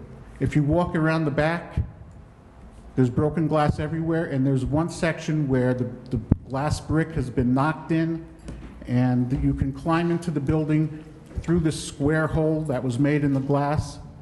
And just, you know, you don't have to be really tall. You can step on something and you just, if you're strong enough, you can climb up the wall and pull yourself in. And you have easy access to the inside of the building. So I don't know, you know, somebody should go in there and inspect to see whether there's drugs being used in there, whether somebody's dumped dead bodies. I'm watching too much television, but you never know what you'll find. You know, it's just, I don't want to say you're creating a slum down there because that's not fair to the people who live in slums. Sure. But this building looks like something out of a World War II bombing. It really does. And the Barton building is now nothing but piles of sand and rocks. And the buildings, the lots across the street from the back of the building now, they're chained up. They're parking lots where there used to be buildings. There's empty offices. You know, you go down there and look. Take a 5-minute walk around this weekend and look at what your policies are doing. How do you expect to improve the town if, you know, if the part of the town looks like the bombed out Dresden during World War II? No, seriously. Look at what you're doing and look at what the people down there have to look at. I would say, thank you about the time. If someone else owned that property, you would be fining them. If someone's house is run down, every week in the Chronicle, this house is run down and that house is run down. Why aren't you going after PRISM to at least sweep up the broken glass and to fix it? To make it at least look presentable. Why do you go after the small town homeowners, but PRISM you don't go after? What kind of fairness is there in that? And one last thing is you keep saying, oh, they put $50 million in, so we have to help them. That's nonsense. This is a private development. That's a private property. The taxpayers of West Orange are not business partners with PRISM. They took the risk. They know what the risks are. They're big boys. If they put their $50 million at risk, they know it's at risk. It's not the job of the taxpayers of West Orange to bail out PRISM Development by keeping a failed project alive. So it's time to end this project now, get PRISM out of the picture, try and force them to sell the property to somebody who has a serious proposition for that property. Thank you. Thank you. Yes, sir.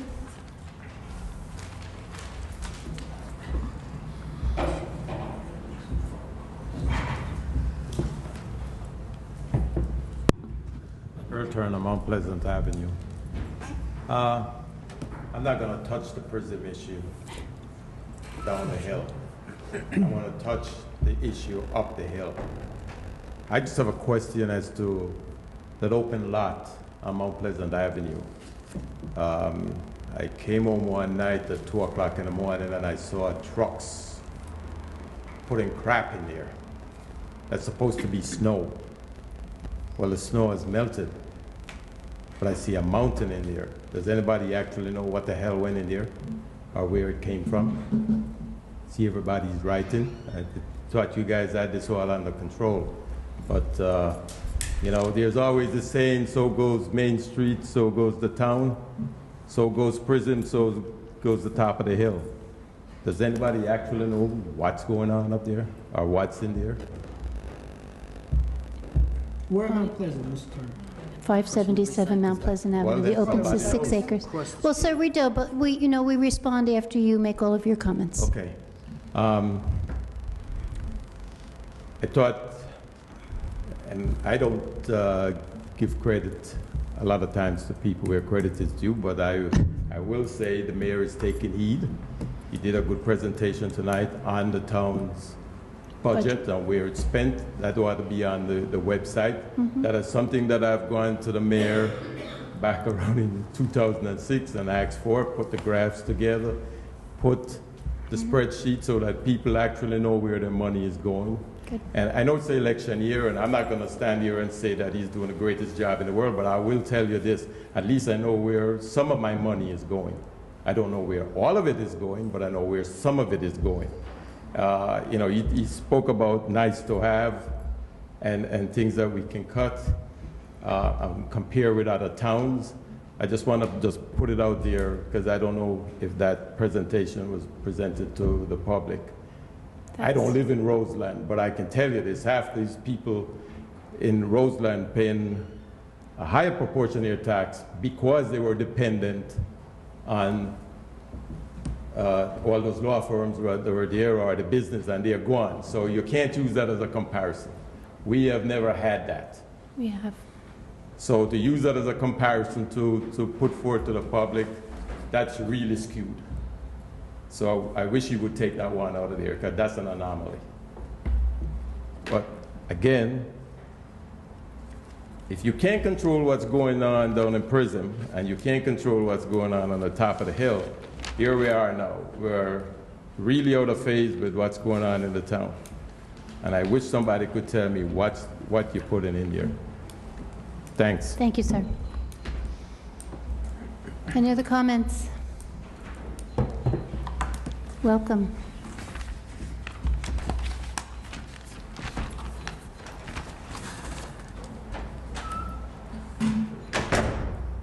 Hi, Anthony Puglisi, representing County Executive DiVincenzo this evening. I just want to thank the Council President for that synopsis on the South Mountain Recreation Complex. And I also want to share a few dates of upcoming events. This Saturday is Family Day in Branchford Park. Hopefully the cherry blossoms will cooperate and will be in bloom when people come out. That goes for the next day as well. April 13th, Sunday, is Bloomfest. Later in the month, April 26th, at the Environmental Center in Roseland is the Essex County Earth Day celebration. And May 3rd, which is the first Saturday next month, in Cedar Grove is the Computer and Electronics Recycling Day. All those events and information about them is on the county website, which is essexcountynj.org. And that's it. Great. Thank you. Thank you. Any more comments? Seeing none, I'm going to close the public Was that a hand or a head? Okay. So seeing none, I'll close the public comment. And I'll start with Mr. Leach by saying thank you for being the cheerleader for your street. I see that our business administrator came directly to speak to you. I'm sure that that will be handled. You know, you had neighbors on Oak Ridge that came to us, so, you know, yes, we have heard this. The students do need to be reminded almost, I want to say year after year, but it's really month after month, because as they get their license, you know, now in the spring in cars, they do need to be reminded of that parking lot on Prospect, and that's really what they're supposed to be doing, and getting the permits for your zone.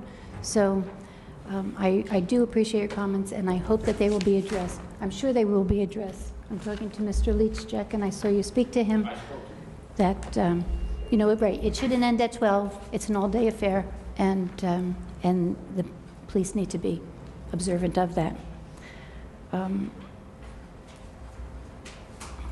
They need to be made aware. That's what I was going to say. Tickets. Tickets will do an excellent job, right? Yes.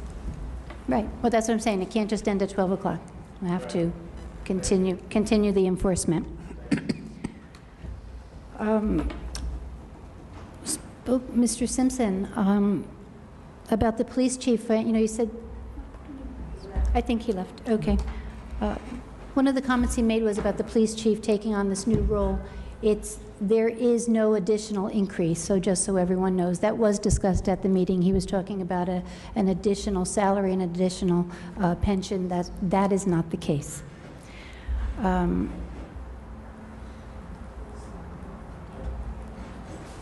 about the, you know, I guess I could move on to Mark talking about the lawsuit and the Supreme Court decision. As soon as we heard about that, if you remember, I had the Redevelopment Council come in to talk to us about how to proceed with that, because part of the Supreme Court decision was that the referendum part of the lawsuit was dismissed, and that it was recommended that the bond go to the local finance board. Our Redevelopment Council has always believed that the bond was not going to the local finance board. So we are waiting to hear back from them on how we should proceed with that. That was also part of Mr. Simpson's comments.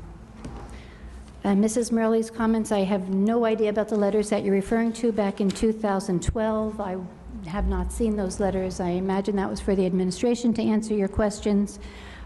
Table of organization would be a great visual for us to have. We've been asking for one for quite a long time. We do have an ordinance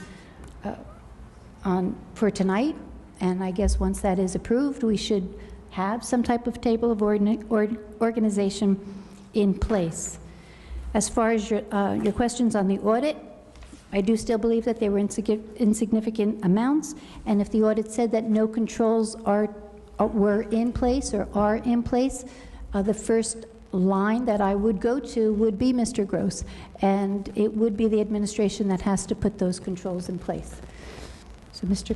Gross, I don't know if you have anything added to that. I know that a lot of the differences that we talked about when Mrs. Murley first brought this up, I know I had mentioned that they were insignificant. She's saying that that's not what she was talking about. And we had discussed it at the budget, we discussed it at that meeting, that those were recording differences and that they had been taken care of. As far as the controls in place, well, I'll just say in terms of internal controls, I mean, we strive to increase internal controls every year, and we will continue to do that. And as we go through time, we find areas that maybe where we can make them stronger, and we do that. So, you know, I couldn't agree more that internal controls are key. They continue to be, and they will be stronger, you know, every year. We do make strides on internal controls all the time. thank you. And Mr. Turner, on 577 Mount Pleasant Avenue, that's approximately 6 acres that the Open Space Commission bought a few years back. They were using that site for snow removal, so there is quite a bit of street debris up there. So I do know that the Department of Public Works does need to clear all that out, and it will have to be regraded. I don't have all the details on that, but you know, we can talk to the Assistant Director at Public Works to find out what the status is, but pretty much that has been the street debris from the snow removal, and that's where it was. When you talk about Roseland or the other municipalities losing their tax base, we had Organon here on Mount Pleasant Avenue for a number of years. That was our highest tax rateable, and they up and left also. So, you know, we were in that very similar situation that these other municipalities are seeing. That was our largest tax rateable. Mr. Konowich has left also, and I don't know about the cameras working at Town Hall or the police station. That's okay. Find out about that. What's interesting is that the paper that he did hand me, I can make copies for everyone if you'd like to see. He was questioning if the Llewellyn Hotel is a rooming house, and why is it called the Llewellyn Hotel. What's interesting on this block and lot report is that it was built in 1891. So maybe at that time it was a hotel. I don't know if Mr. Smith. That's why, because it was a hotel at one time. They've kept the name all of these years, and I didn't really understand what his point was on that. And about the movies in town, I see that Atlantic City just did that, made a big film festival. They had 30,000 people there to spark revenue interest in Atlantic City. You know, we have a lot of venues here: New Jersey Arts Incubator, West Orange Arts Council, Valley Arts. If you wanted to do something about film, there are plenty of venues here for him to be on their agenda to discuss his filmmaking. And I don't know the answer about smoking in cars. That just seems a little too personal. So I would agree that it shouldn't be, but is there a policy about smoking in police cars? Okay, thank you. Anyone else have anything else to add? Councilman, oh, I'm sorry. No. Councilman Sir, I happen to be there. That's okay. Mr. Meyerowitz referenced, Mr. Turner also referenced the mayor. He gave a great presentation, Yes, he good did. news that, we all know about, that taxes will not be, municipal taxes will not be increased again this year, 2014. And an interesting statistic, since 2010, there's only been, out of 565 municipalities in New Jersey, only 10 municipalities have less of a tax increase than West Orange. Only 10 municipalities, and that's confirmed by the local government service in New Jersey. So we're trying our best to, to keep the property taxes down, the tax base down. And I hope that presentation is made available to the public, as Mr. Turner talked about, because it's very easy to follow and very clear as to where our taxes go, what the source is, and what future obstacles we have that we need to overcome in order to remain consistent with this track record. So I urge everyone to check that out. I'm sure it's going to be on the town website in the near future. And I believe tonight, yes, it is on the agenda. Tonight we are officially, that budget is officially going to be presented to the town council, introduced. Thank you, Council President. Mr. Leach, thank you for your commitment to West Orange since 1974. Before I was born, you've been committed to the town, and that's terrific. That's beautiful, and we'll do what we can. And I'm sure Mr. Sayers talk to you, and he'll do what he can to assure that happens. As you know, since you've lived here a long time, it's been an ongoing issue. CNO Prep. I wonder what it was like when West Orange High School was there. It was I'm sure it was a similar situation. You parked there. When West Orange High School was I'm sorry, Captain. Okay, sorry. on Glen Road. Come up to Mr. Leach, would you come back? if you're going to allow that. I'm going to. Just never come to a council meeting before. That's fine. I just, so everybody can hear you. The one thing that we've noticed is that when West Orange High School was where Seton Hall Prep is now, there weren't as many students that drove to school. You would see an influx of students' cars around April or May or June because they started getting their licenses. But it never came all the way down the block. It never came halfway down or all the way down the block. Now, they park from one end of the block to the next because almost every one of the students drive. I've got a couple of issues since I was a high school teacher for 35 years. I know that there's a law that says that they must have a red tag on their license plate. Most of them don't. That's one. The other thing is they're not supposed to have more than one other student in the car. Most of them come with 3 or 4 students. So they're breaking the law on many counts, and they park, and they just don't care. So Thank you. We understand. Thank you, Mr. Leach. Thank if you. someone can do it, it'd be Absolutely, and I know this Thank is your you. first council meeting, so we'll I know. give Mr. I Leach a appreciate- pass. and I appreciate you We usually saying don't that. allow back and forth, it's protocol, we talked about protocol earlier, but thank you for the, no, Don't apologize, I'll apologize for history that. context there, and I'm sure a lot of the folks in the neighborhood would also appreciate that, so they can realize that it's been going on for a long time, and we're trying our best to address that. Financial, Mr. Simpson talked about financing and approvals and the whole situation with the PRISM and what's going on. And Mr. Marowitz is right. And in terms of we do need to question what's going on because we do have a commitment. The town has made a commitment, and the public should know that we haven't extended any of those funds. It's a commitment that has been made. Okay, it's a commitment that has been made if the financing is put together and if the approvals are in place, then the town will authorize $3.1 million for public infrastructure, to fix the infrastructure around the neighborhood, and $3.1 million in the form of a loan to the project. So it adds up to the 6.3 million that Mr. Morrow was talking about, but it's a commitment.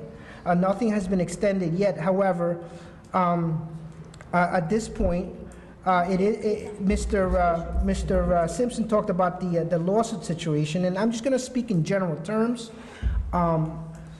Whenever in real estate, whenever a financing package is being put together, and there's litigation pending, it tends to really affect approvals, and that's what's happening here. So while, yeah, the point that was being made was that the challenge had to do with an appropriation that the township was making, it's still part of the financing plan, and therefore it affects a private institution's ability to make a commitment if such a large number of money is in question.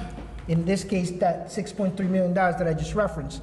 So indirectly, it does have an effect whenever I don't know, a PNC Bank or any other financial institutions out there are starting to look at that financing plan.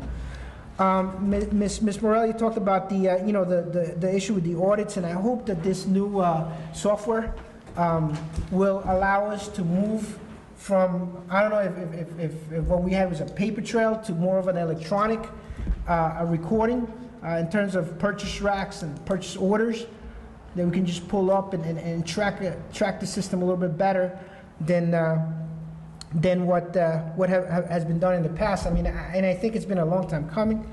Should have been done a long time ago, but we're moving in that direction. We're moving forward with technology. The other issue I wanted to talk about was, no, I think Council President, you already addressed that, the Mount Pleasant issue, Mr. Turner, yes, and what was going on there. So I don't have anything else. I just want to thank everyone for coming out and expressing their concerns. There are little items in here, questions. Ms. Morelli had a lot of questions that, I'm not going to get into the specifics, but I'm going to look into it, okay? And I'm going to see what we can do to figure that out. Some of the correspondence, some of those bills, the structure of redevelopment, and who's the redevelopment entity, and all that, who has what rights and what powers, what authority. All right, but thank you for your time, Council President. Comments? Councilman? Thank you, Council President. I would just say that this is an excellent example of why it's so important to make sure that we respond to questions and respond to requests by residents. The first 6 speakers came up and they all asked very good questions, and most of them I can't answer. I'm hoping that the administration will be able to answer them either today or at the next council meeting. I'd be very surprised, given the volume and the disparity of all the questions, if the administration could answer them today. But I think it's a really good example of how, when we get so many questions, a lot of times they fall through the net, the safety net, and they don't get addressed either at this meeting or at the next meeting. So hopefully, if we can't answer them all tonight, that we will answer them at the next council meeting. Just want to, Mr. Leach, thank you for coming, and I hope we can get, this is a good example of how I'd like the response to you to go out to all of your neighbors at a council meeting. Here you've presented the question. If we just go back to you, you've got to spend 2 weeks contacting all of your neighbors to tell them what's actually going to go on. If we can just bring this up at the next council meeting, we can tell everybody who heard it tonight. We can explain to them what's going on, and it will be a much better communication to the community. Mr. Simpson asked a lot of good questions, and I think we should try to do everything we can to answer those questions. I do remember when counsel for either the town or the redeveloper came and spoke at a council meeting, I guess it's now several council meetings ago, and said he was going to come back to speak to us. I think this is a perfect opportunity for him to come back. I can't imagine that they can't settle whatever legal issues that were raised and that he discussed at the meeting. They can't settle them in a month's time. So I'd very much like to have him come back and speak. And as you know, I can't actually request that because the administration decides on when they're going to do that. But I think it would be a very good idea to bring that up. I would just like to point out, to follow up on Councilman Cirillo's comments about how litigation might tend to hinder financing for a big real estate development. I would just like to point out that both PRISM and the mayor have said multiple times over the last 18 months that they were going to start construction any minute now. And virtually that entire time has been while this litigation has been going on and the issue of a referendum. Just for people's reference, because I think perhaps there's some people who might be watching the meeting, don't know precisely what we're talking about. After the council majority approved a $6.3 million taxpayer-backed funding as part of the redevelopment package, a group of citizens had a petition and asked to have a referendum so that the town could, so the town's voters could vote on it. That referendum was not approved by the township. The petitioners then went to the lawsuit, and it's now pending before the New Jersey Supreme Court. It was dismissed. No, it's pending before the New Jersey Supreme Court. Well, I don't know. It'd be great if we could have the council come back and talk to us. That's my understanding too, that the issue has to do with specifically the financing and why it didn't go to the local finance board. But it'd be really good to hear about that. Thank you. Ms. Morelli, I appreciate you bringing this up. I'm very interested to find out why Redevelopment Council is having discussions about questions that I asked. As most of you know, I've been asking questions for quite a while and I've gotten no answers. So I'd be very interested to find out why my questions were being discussed and why I wasn't part of that discussion, and also find out why the Redevelopment Council thought that it was important to review the fundraising letter. So I would very much like to hear answers about that.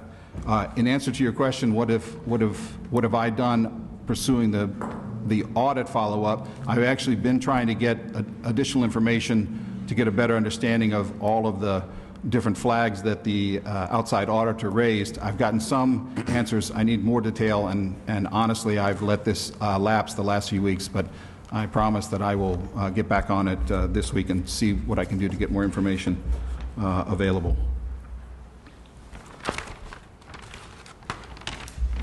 Mr. Kronowicz, again, raises some good issues. I had followed up with the business administrator after he came, spoke previously about being under duress while he was being transferred in a police car with a police officer smoking in it. And I followed up with the business administrator. He said he was going to look into it. So I don't know if now would be an appropriate time to talk about whether the policy of the township has changed or the police department, but that would be a good follow-up.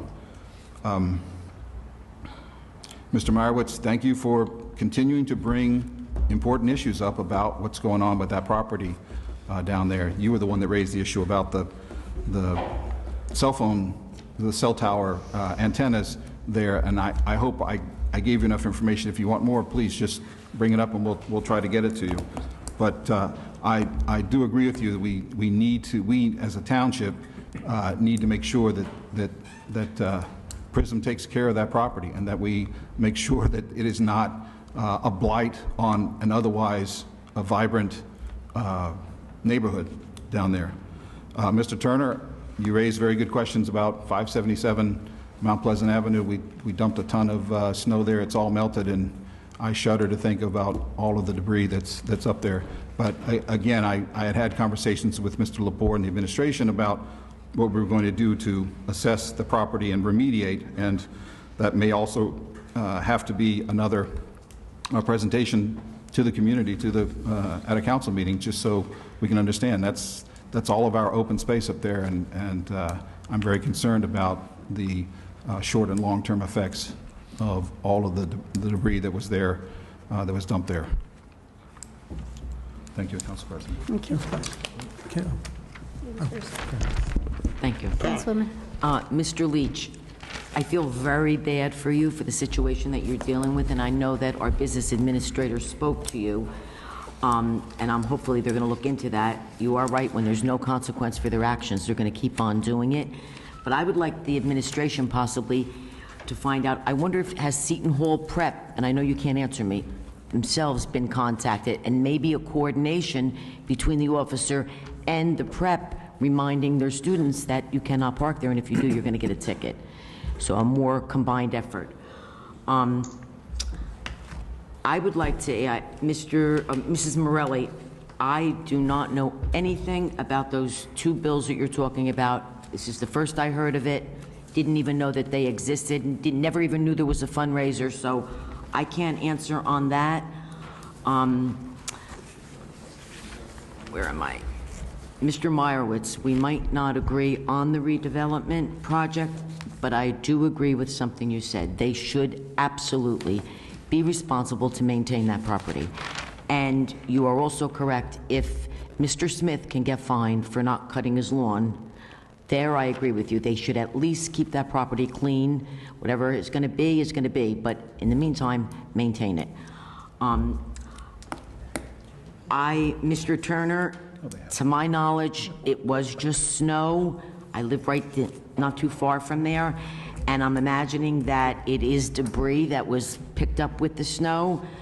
I do speak with Ms. Zolino a lot, who lives right there. I will follow through with a phone call. I don't believe there was any new dumping, but I am going to call her to hear from her as well. And I would ask, in answer for Mr. Simpson and Ms. Morelli's questions about the police chief switching over to Public Works, Jack, if you could maybe just explain how this, one of the questions were, you advertised the position, how much money did you advertise it for, and explain how this is not costing any more money other than $1, and I believe the answer is that Chief Abbott is not building any more into his pension, but I'd like you to elaborate on that a little bit.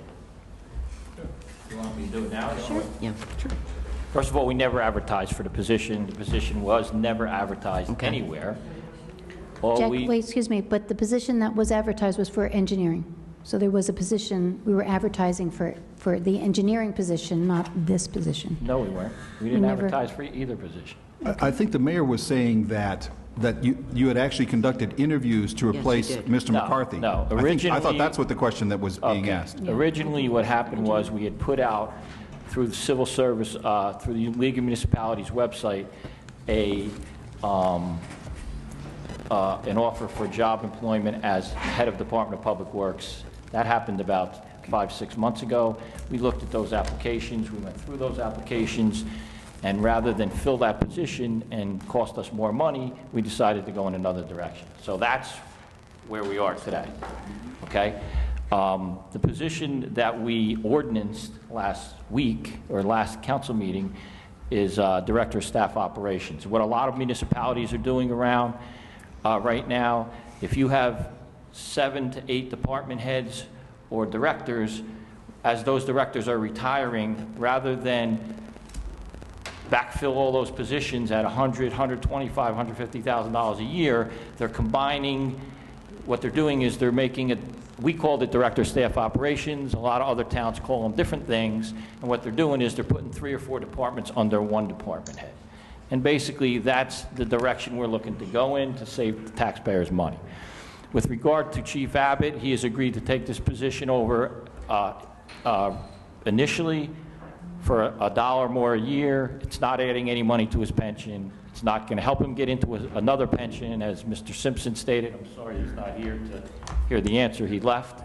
That has nothing to do with it. What it has to do with is we are putting together a whole another operational plan on how we're going to try and run the town government, and what that's going to do is reduce the amount of directors and department heads we need and put them under two or three different departments under a director, so that it becomes much cheaper for us to do that.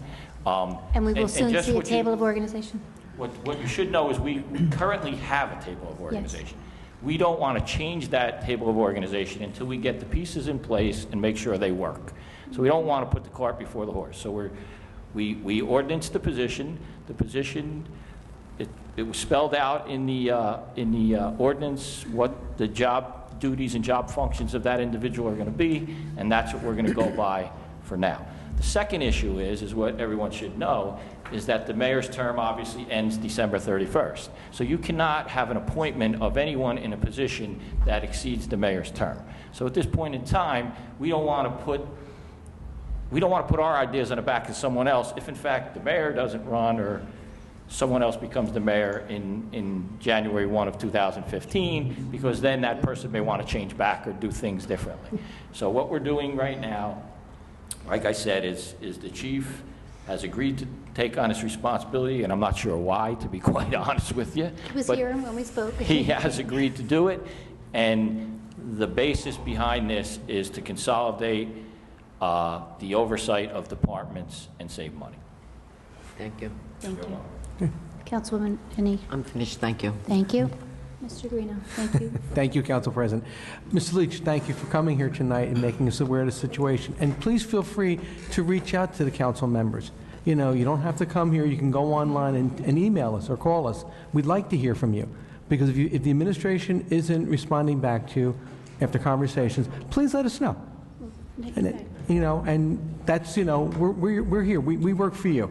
So we want to make your living in your town that you've been here since 1974, you know, a pleasant experience. You know, you should be able to have your coffee in the morning and not run out and have to guard your parking space. You should. But thank you. And I'm sure the administration will follow up, but please let the council know if you feel you're not getting the answers you need to get. Mr. Meyerowitz, another thing. I don't always agree with you, too, about it, but I do agree about the maintenance of the property. And it's appalling. And I agree with you. And something needs to be done because it is a terrible eyesore. And we need to put their feet to the fire, just like you said, Mr. Smith, not cutting his grass or painting his house. You know, the same thing. We need to do the same thing, okay? But the one thing is, when everybody gets up today, and just to cover a number of people, you keep talking about the $6.3 million. It's not $6.3 million. Remember, they're going to pay half of it back. Nobody ever makes that comment. They're going to pay half of that back. Now, am I happy with the way things are going right now? No, I'm not. Am I happy they're not paying their taxes? No, I'm not. When you said last meeting I was being cavalier, I wasn't. Everybody should pay their taxes. It's like you have to pay your taxes, I have to pay my taxes. But at this point in time, we're getting to get something, we're going to get paid, okay? I support the taxpayers. I work for the taxpayers. I don't work for PRISM, okay?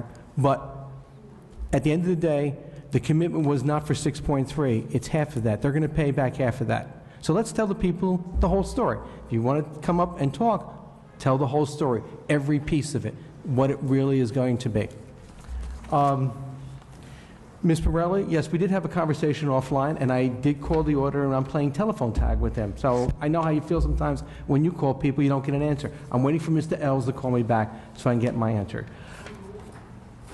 I'm going to follow up this week with him, and I'll share that with you. I will.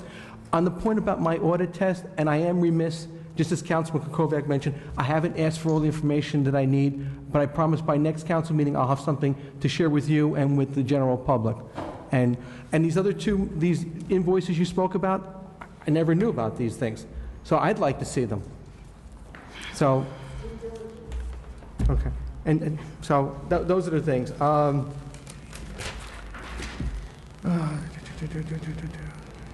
Turner.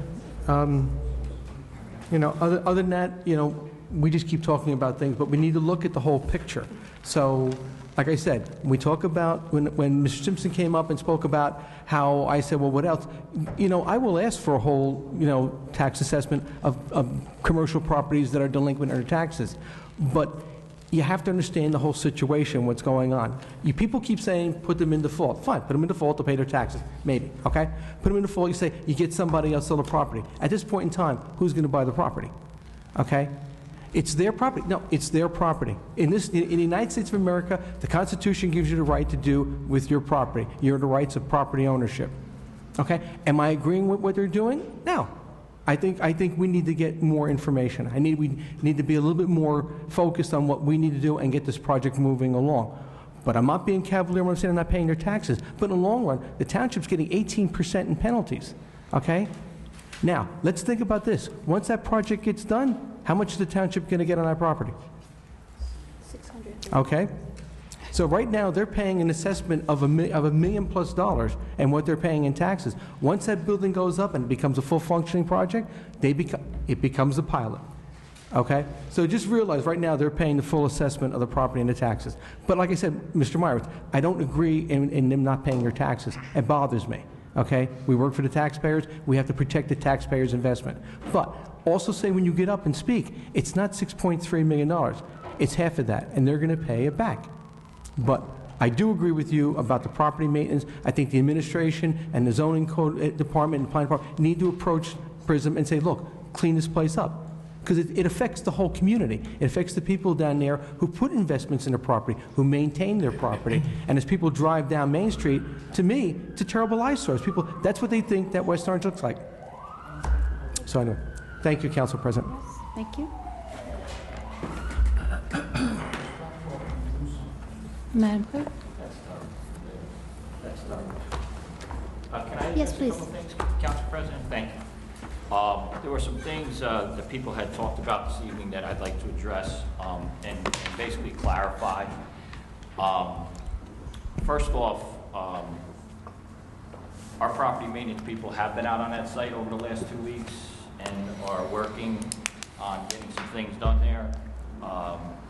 We sent them out, I think it was about 2 weeks ago. I'm not sure what has actually happened to date because I have not followed up on that, but I will do that tomorrow and find out what's going on with what we had done.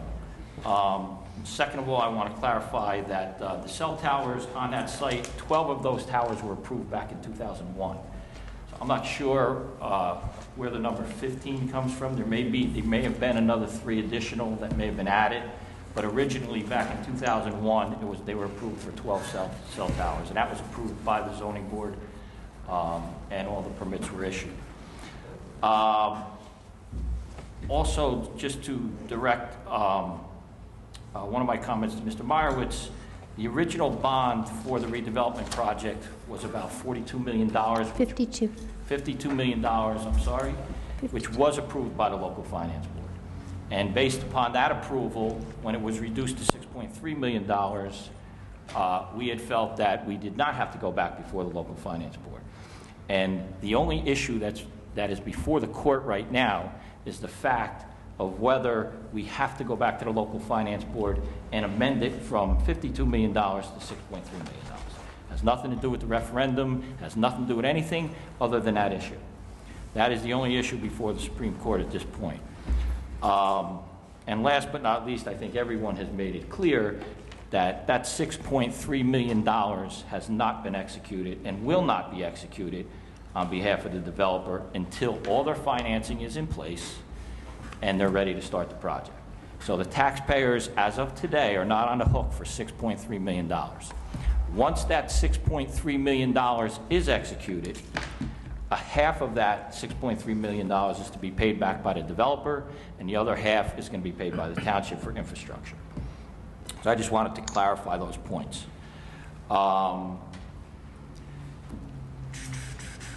Mr. Simpson, I guess he asked the same questions, so I addressed those. For Mr. Conowitz, all I can say is that the cameras in town are operational.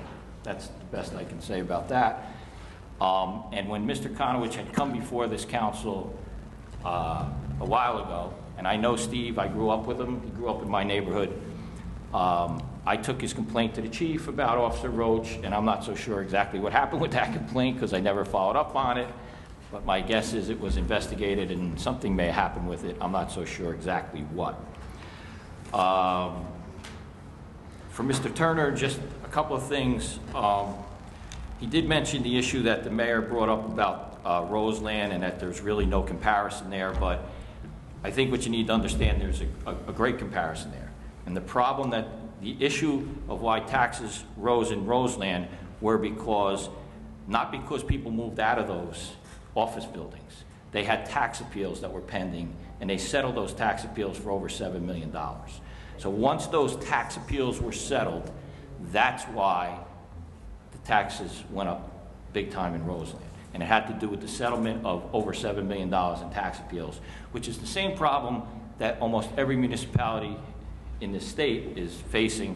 And the bottom line is whatever tax appeals you have out there, if in fact they're won, the township has to pay that money. And as the mayor said in his presentation, not only do you have to pay the township's part, but you're also on the hook for the Board of Education's part as well as the county's part. So we suffer the burden for that. With regard to the Mount Pleasant Avenue property, the only thing that we have dumped up there is snow. Obviously, there's some other dirt and things up there that we're going to wait until most of the snow melts, and we're going to go in there and clean that up. And that's the only thing that we have ever dumped up there. And as far as I know, no one's been on that property for probably 3 or 4 weeks. Maybe about 3 weeks ago, there was a truck that went into that property when we demolished the house to do some backfill where the house was demolished. But that's the only activity that we're aware of that's been on that property. Let's see, what else? Mrs. Morelli, with regard to our audit is reviewed by the Division of Local Government Services. We have to submit it to them every year. And I can tell you, in all the years I've been in government and all the governmental entities I've worked for, not only on the state level, the county level, the municipal level, and the federal level, I've never seen an audit that didn't have audit comments at the end. Now, we're not perfect. None of us are perfect. Obviously, employees make mistakes when they're doing things, and that's fine. But the whole idea behind the audit is to show us what those mistakes are and make recommendations for us to fix those mistakes, which is exactly what we're doing at this point. And I believe we only had 6 comments. Usually the average is 3 to 5, so we had 6 comments this year. Other than that, I think those were the only questions that I would want that I answered. With regard to Mr. Leach, I did speak to him, and Mr. Greeno, I just want to correct you. I don't think Mr. Leach had a problem with the administration because he's never called the administration. I'm sorry. Okay, if he had called the administration, we would have addressed the problem the minute he called us. Obviously, he decided to come to the council meeting and bring it to the council, and that's his choice. And I gave him my telephone number and explained to him what we will do tomorrow. And if he has any other problems, he should call me so that we can take care of that problem immediately. And I have no problem with him coming before the council, but it's a lot better for him to call me because we're here all day and we can take care of the problem. Great. That's it. Good, thank you. Can I say something?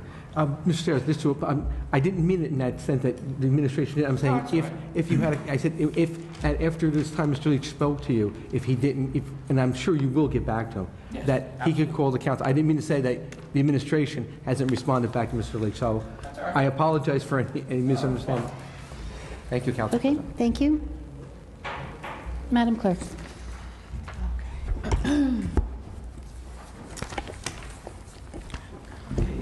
Consent agenda, approval of minutes, the meeting minutes, public meeting minutes that were revised from March 11, 2014. Consent. Consent, okay. Report of township officers, none. Reading of petitions and communications and bids, none. Bills, are there any questions on the bills? No. I have none. Consent. Resolutions, are any resolutions being pulled this evening? I have a question on Resolution B, and I see Lenny's here. He would be able to answer that. Anyone else, Councilwoman? You have a question on resolution what? It was B. I have a question, just a quick question, maybe you can answer. On resolution G, Okay, with what we just did, I believe at the last meeting for the pool, right. what, have they started it? Why is there a change order so quick? That was the discussion we had about the additional 30. That was the discussion we had at the last meeting. The issue was whether we were going to leave a certain part of the pool without being Oh, right, okay, fixed. I remember. And we had asked. To do the whole people thing would- instead of, right, yeah, do the whole okay. piece. Sorry, I forgot that, thank you. Anything else? I'm okay. Councilman? Yeah, Council President, on that same resolution, I know that there was a commitment made for funding from the Colgate Fund Colgate Foundation. 15,000 of the 30,000? Is that in writing somewhere, or is there some sort of? And my financial- certification of the funds. When I certify the funds, that's where they'll come. Okay, so, well, okay. We have The the township funds funds is on deposit. 15,000. We have the funds on deposit, so that's, Okay. And the other question is, Madam Clerk, Resolution D, does that need to be pulled out and adopted separately? D and F, An F? please, yeah. So we'll pull out D and Okay. F, Council President? Yes. F is not required, I mean, if D is required, or we would assume. If you want to do F as a consent, that's fine, it just has to be done prior to D. That's fine. prior to... F can be done on consent, but it has to be done prior to D. To D. So if you're pulling D, Okay, that's we'll do fine. that. F doesn't have Thank to. you. Okay, then I'll just pull D, Council President. Thank you. You pull just D, right? Yes. Just D, yes. I have a, Well, then, John, would you like to answer that question on, 'cause we had this conversation already about the property taxpayers and the tax relief benefits offered by the state statute? Yeah, On this F? allows us to exclude tax appeals from the calculation of the tax collection rate, thereby minimizing the amount of money that we have to put towards the reserve for uncollected taxes. So this gives us, the taxpayer, some benefit in the budget process to allow us, again, like I said, the less we budget for reserve for unpaid taxes, the less we have to raise for that. It's pretty much a housekeeping item. A helpful one. Councilman? Yeah, I Yes, just sorry. wanted to follow up on that. You and I have been sort of going back on this for a little bit.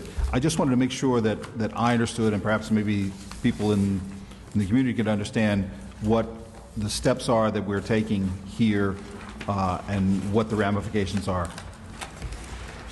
In the resolution, it mentions that we had something in excess of $500,000 in successful tax appeals for 2013 that we paid out.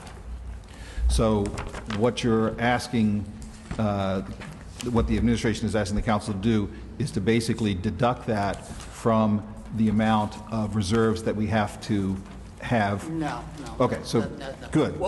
Just walk through very slowly. What we're asking you to approve, the statutes that dictate how we calculate the reserve for uncollected taxes is directly tied to our tax collection rate. So therefore, the calculation for the tax collection rate is also by statute. Subsequent to that, originally, the statute did not allow municipalities to account for tax appeals in that calculation, so that, your tax collection rate was of the total amount of taxes, even though you didn't have the ability to collect the tax appeals. So that counted against the township. Subsequently, there's new statute that allows, if you pass this resolution, that moving forward, for this year, we can deduct the tax appeals from that equation, and therefore it gives a more true and accurate figure of the tax collection rate, because it's your tax it's going to be what you collected to what you could possibly collect. So it's advantageous, because then the higher your tax collection rate, the less you have to keep in the reserve for uncollected taxes. So it's not a plus or a minus. This is housekeeping. This allows us to do calculations, quite frankly, based on today's standards, not the standards of when the tax collection rate and the reserve for uncollected taxes statutes were originally founded back in the 70s and 80s. So the tail end of our email discussion was, I think you said that it's going to change our collection rate by about 1/4 of a point. Yeah, it would. Roughly. It would impact, roughly Okay. about 1/4. So what does that mean in terms of approximate dollars Could be as that much will as $500,000. reduce our appropriations and hopefully our tax levy? We could be potentially $500,000, have to be $500,000 higher than we are right now, which means we'd have to raise another $500,000 in taxes. Okay. So basically, since we paid out $500,000 last year, more than $500,000. Just happens to be that works out. That's it does. That's coincidental. That's a function of the fact that we're at 200 million. Other municipalities would not necessarily have that same rate. So, and as we've spoken at the last council meeting, and the mayor mentioned today, that the applications for tax appeals so far this year have been relatively fewer than in previous years. What would happen if, for some reason, everybody came in on what is it, April 1st is the deadline? Yeah. Had come in at April 1st, and we had a ton of these, and instead of having $500,000 in tax appeals, as we did last year, let's say we have $600,000 in tax appeals this year.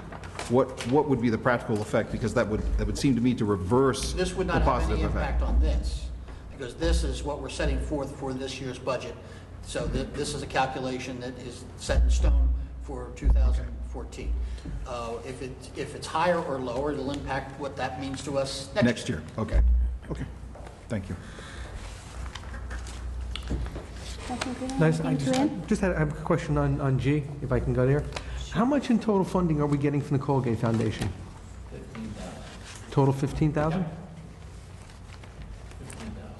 Okay, I thought when Director Keogh was here, he said he was going to go, that he was going back, and the 15,000 was going to be to cover the 30,000 of the additional work, the change order, but there was other money before, unless I misunderstood, Mr. Sayers.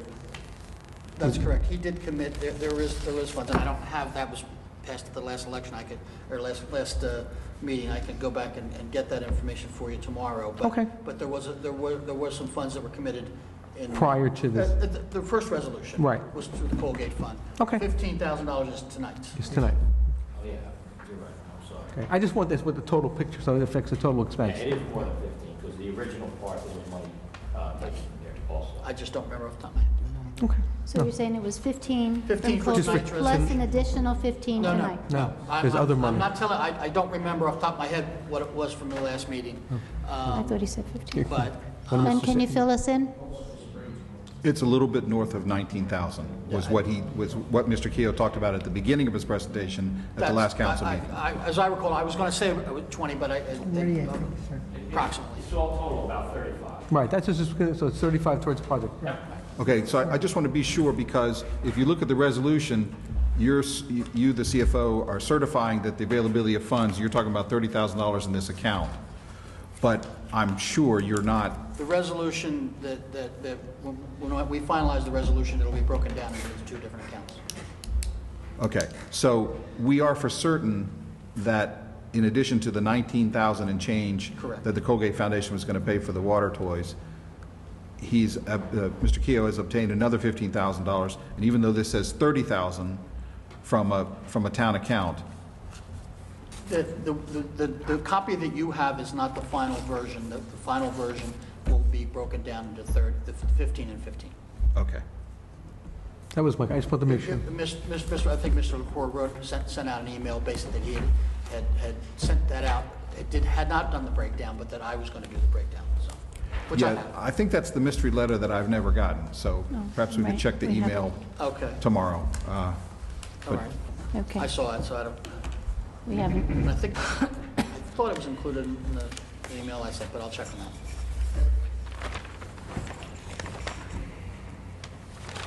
Anything else? If I could, if we continue on. I do want to pull agenda item G, Resolution 7014, the resolution relating to the wading pool. And I just wanted to ask a couple of questions, perhaps since Mr. Lepore is here, about Resolutions 7114 and 7214. It's some work that is being provided to the town, and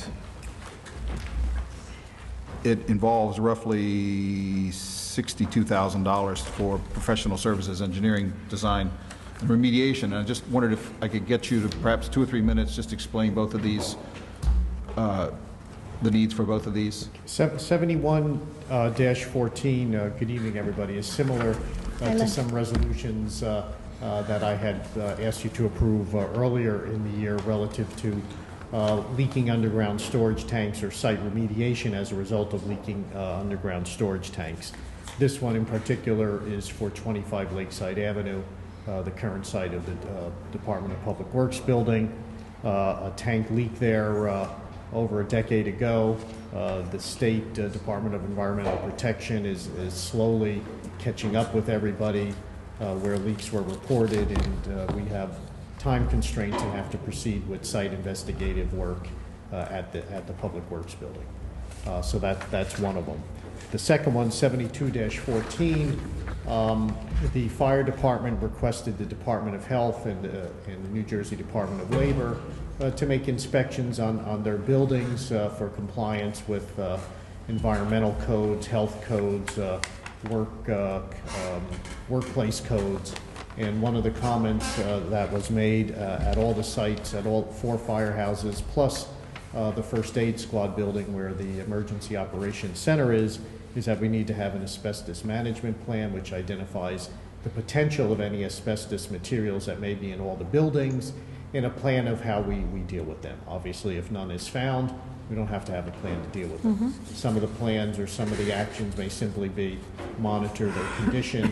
There's nothing hazardous about the condition. Other comments may be that the material needs to be removed. So I know you had a question about how much that may cost. Future, I don't know yet, pending the outcome of these studies. Is it definitive that asbestos has been found at the 4 fire stations and the First Aid Squad? No, it isn't. It's just based on the dates that the buildings were constructed. There's a possibility that they may contain asbestos or materials that contain asbestos because they were being used in construction at that time. Okay. On the first one, on the resolution for the Public Works site, I was just trying to get a feel for the gasoline tank that was leaking was taken out over a decade ago. Correct. And here we are a decade later, and we still don't seem to have moved forward, even though we've had somebody, PMK was doing some work in the interim. I'm just trying to find out if somebody has dropped the ball, and whether does that mean that the gasoline leak has spread further in the interim? I don't necessarily think it's spread further. The site of that building is an old Edison factory site. A lot of the foundation is still in the ground at that site, so I don't suspect that it has spread further or has impacted anything off the site. It's just that unfortunately these are costly. This site was, as you know, is part of the redevelopment site. Unfortunately, we just can't put this off any longer or push it off to a future property owner either at this time. Is this the total cost of the remediation? I do not expect this to be the total cost of the remediation. It has to get done. Thank you. On those resolutions? Yeah, Yes, okay. Mr. Laporte, Director Laporte, are there any grant monies available if the remediation has to be done? Well, I know the gasoline's going to I have... will find out if we could possibly designate this as a brownfield. I don't know if we can or not. We did that with some success in the valley. I don't know if we can here, and even if we do, that funding is almost all gone. Oh, well, we'll just... It's a good point, though. But you will make the research into... Yeah, I will. Making a note. Well, Len, I had a question on this resolution 65-14. I know that we are obligated to reimburse services to private communities for their street lighting, but there are 3 private communities listed on this that I have never heard of in my 12 years here. Hilton Head North. Well, that's right off of Walker Road by Northfield Avenue, Barringer Court. Oh, okay, I know Barringer. All right, sorry. Briar Hill Villa. That's Glenview Drive, the condominiums at the top of Glenview up at the Drive. top. Okay, thank you. And the Carriage House condominium. Sorry, it's a test, but I didn't know that one. I think those are on Wilford Street by Vanderhoof Bus Company. Okay. Mississippi Avenue? Wilford Street, Wilford. just between Yes. Mississippi Avenue and Valleyway. Right, okay. I didn't know that's what they were called. Thank you. Any other questions? Okay, so is there a motion to... I was just going to say, should we do a consent on Resolution F now that... Well, I'm going to do... Oh, I'm sorry. Is there a motion to approve the consent agenda with the exception of resolutions D and G? So moved. Second. Okay. All in favor? Aye. Any opposed? Consent agenda is adopted.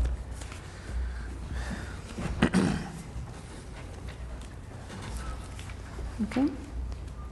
Resolution D is our resolution to introduce the 2014 local municipal budget.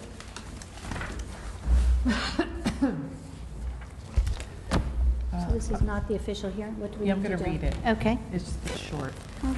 Resolution introducing the 2014 local municipal budget. Be it resolved by the Township Council of the Township of West Orange on this 8th day of April 2014 that the 2014 local municipal budget of the Township of West Orange be and is hereby introduced on first reading, and the Township Clerk is directed to read the title thereof in full.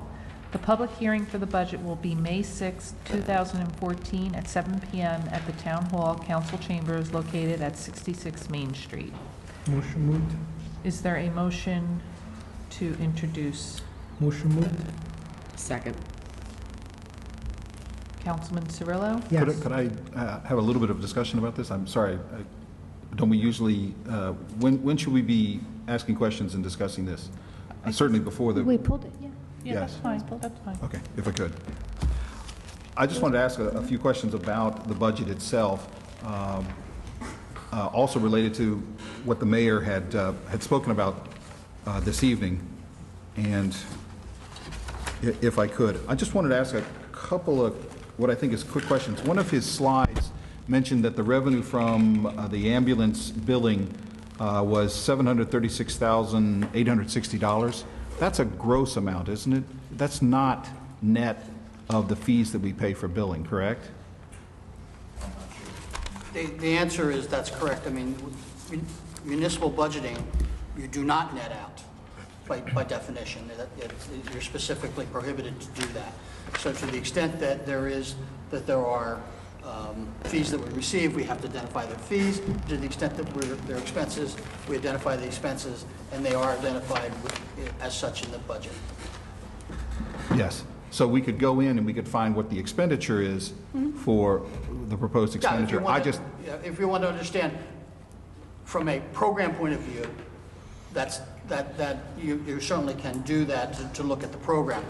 But as far as the municipal budget is concerned, it is accurate, and we would always say that that's what our revenues were. Yeah, I wasn't suggesting that it was not accurate, not at all. I was just trying to say what really matters is the net effect. And I just wondered, do you know what the net is after billing?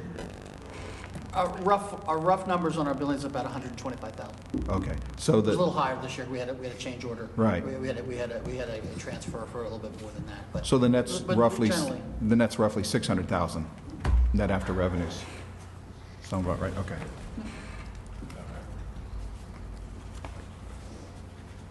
Anything else? Yes, just a couple other things. Quick questions, you mean? Have you ever known me to have quick questions?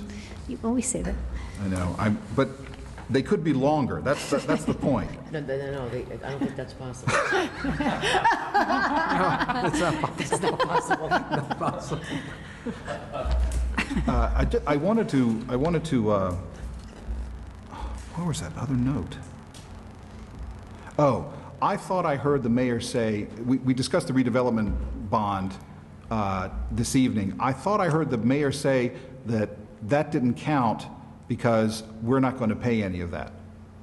Did I understand? well, to the extent that it hasn't been issued yet. It hasn't been issued yet. It hasn't been issued. Right. So when you look at the debt number on there, we've got a commitment to send that out, but we don't necessarily. That's not in this document. No, I understand that. I understand that. I think it's important to distinguish between, the mayor's presentation, which is a compilation of a lot of documents and a lot of information, as opposed to this particular document. I mean, to be germane to this resolution of introduction of the budget. Okay. This does not deal with the debt at all, other than the debt service.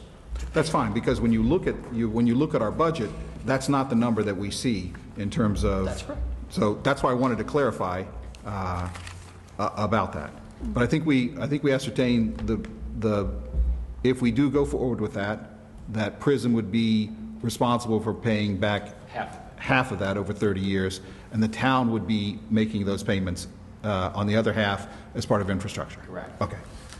I wanted to ask about the capital budget that's in the document that we're looking at today, because I think this is the first time I've had an opportunity to look at it. And I just wanted to make sure I understood what we were talking about here.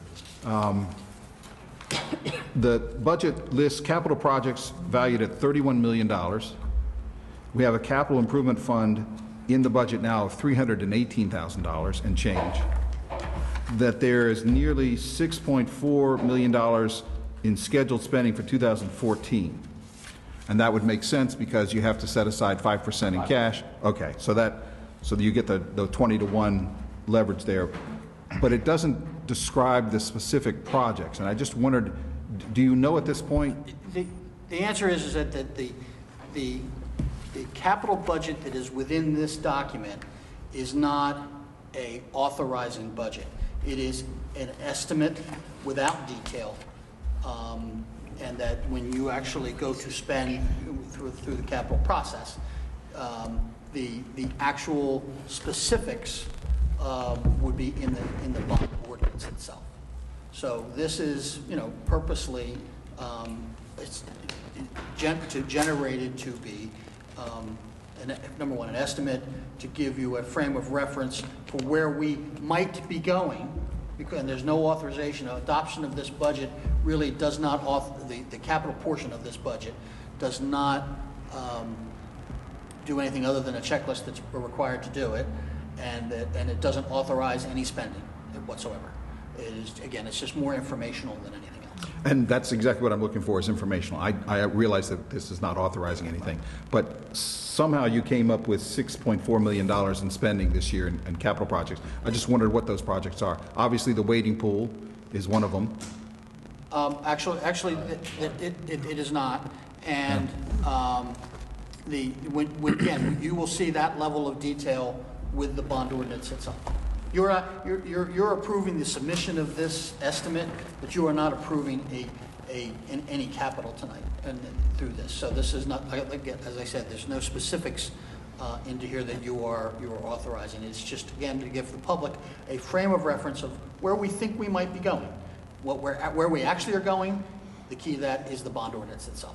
Okay, I'm not going to beat this dead horse anymore. Just, do you feel like you're at liberty to explain to the council where you came up with $6 million in proposed, possible or proposed spending? Well, I think that the document talks about the general classifications. And so if you're asking me to talk about the specific projects, I'm not prepared for that tonight. I did not prepare for that tonight. Okay. Perhaps at the next council meeting? Well, I suspect there will be.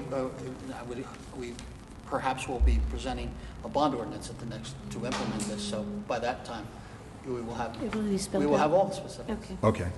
A few other questions. At the March 1st statutory hearing, a council majority added what I thought was tens of thousands of dollars of additional spending, and I don't see it reflected in the budget document that's being submitted. The budget document submitted today has the exact same appropriation as the budget was at the beginning of our statutory meeting. So I'm trying to understand where all that. The additional appropriations, if you recall, were offset at that meeting by reductions in other places, and specifically one of the areas that we looked at was cost of our disposal costs for garbage and anticipation of some savings. So the net that was approved at the March 1st meeting remains the same. Okay. I had asked in my email if I could get a list of what were the additions to the budget, and I guess I'd like to amend that to say where the reductions, so that I can see for myself where they're increasing and where they're decreasing. Okay. I assume, since there was a resolution to that fact at that meeting, I didn't understand that that's what you're asking for, because that was specified at the meeting, but certainly. It's in the budget document. Yes. So I certainly can point that out. Okay, that would be fine. Just one more thing, and then I'm finished. This is something that we've gone over again, and I just don't want people to be confused about the tax rates, because the mayor said in his presentation that the tax rate for 2013 was 1.474%. That's not the rate. That was the increase. That was the increase. Okay. Okay.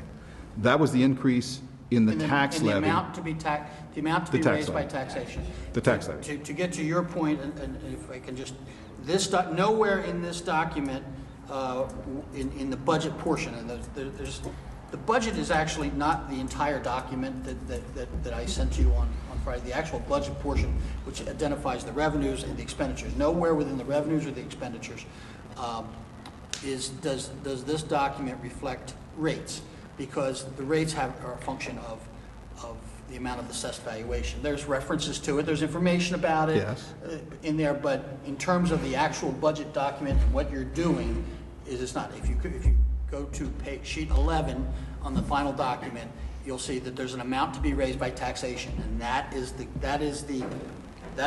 what is at zero. That is the standard by which we measure our budgets from year to year.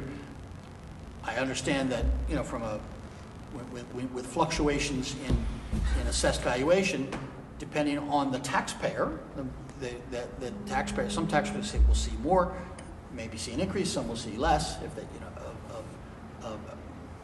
of a change. In this situation, the amount to be raised by taxation is the same as last year, and how that plays out ultimately on the tax rate itself, the tax rate will change, having nothing to do with this budget, based on reductions in the assessed valuation. Yes. And they are detached. The impact on the end user, obviously, they're not necessarily going to discern that difference. But in terms of adopting a budget, this is a zero increase budget. The simple way to put it, I think, and I love to listen to you. It's pretty simple. The bottom line is we produce an operating budget that has been zero over the last 4 years.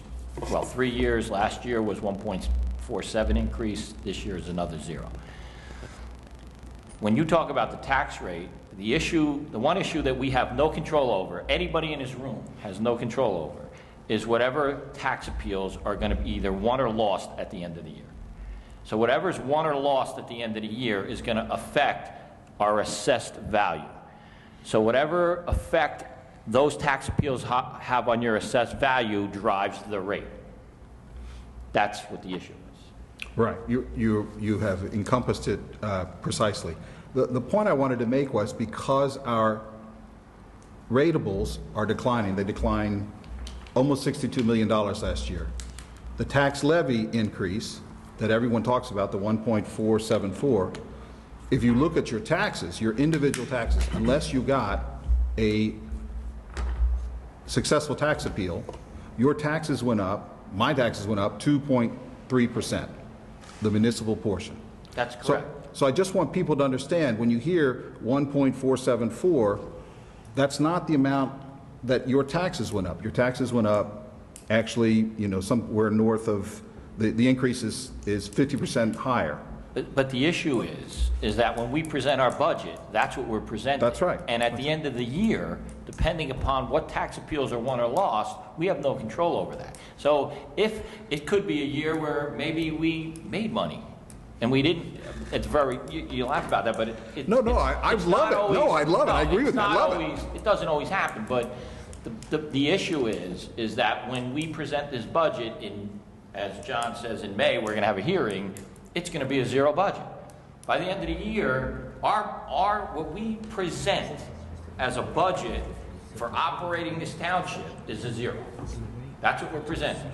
But at the end of the year, depending upon what tax appeals are either won or lost, is going to depend upon whether that number goes up or whether that number goes down. For some taxpayers. For some taxpayers, not all taxpayers. Just probably the vast majority will be impacted because those that do not file and have a successful tax appeal, we'll see. But that's an apportionment issue. That's, you know, tax appeals are all about apportionment of the taxes. You know, the amount that we raise will be the same as we raised last year. Now, who's paying that portion? That's an apportionment issue with the tax appeal impact. It was like when I had addressed the $7 million in Roseland. That's exactly what happened. All the commercial properties filed tax appeals and they lost $7 million in assessment. When you lose $7 million in assessment, your taxes go up, unfortunately. And that's basically what happened there. Again, we try to do the best we can, except, unfortunately, we can't control the assessments.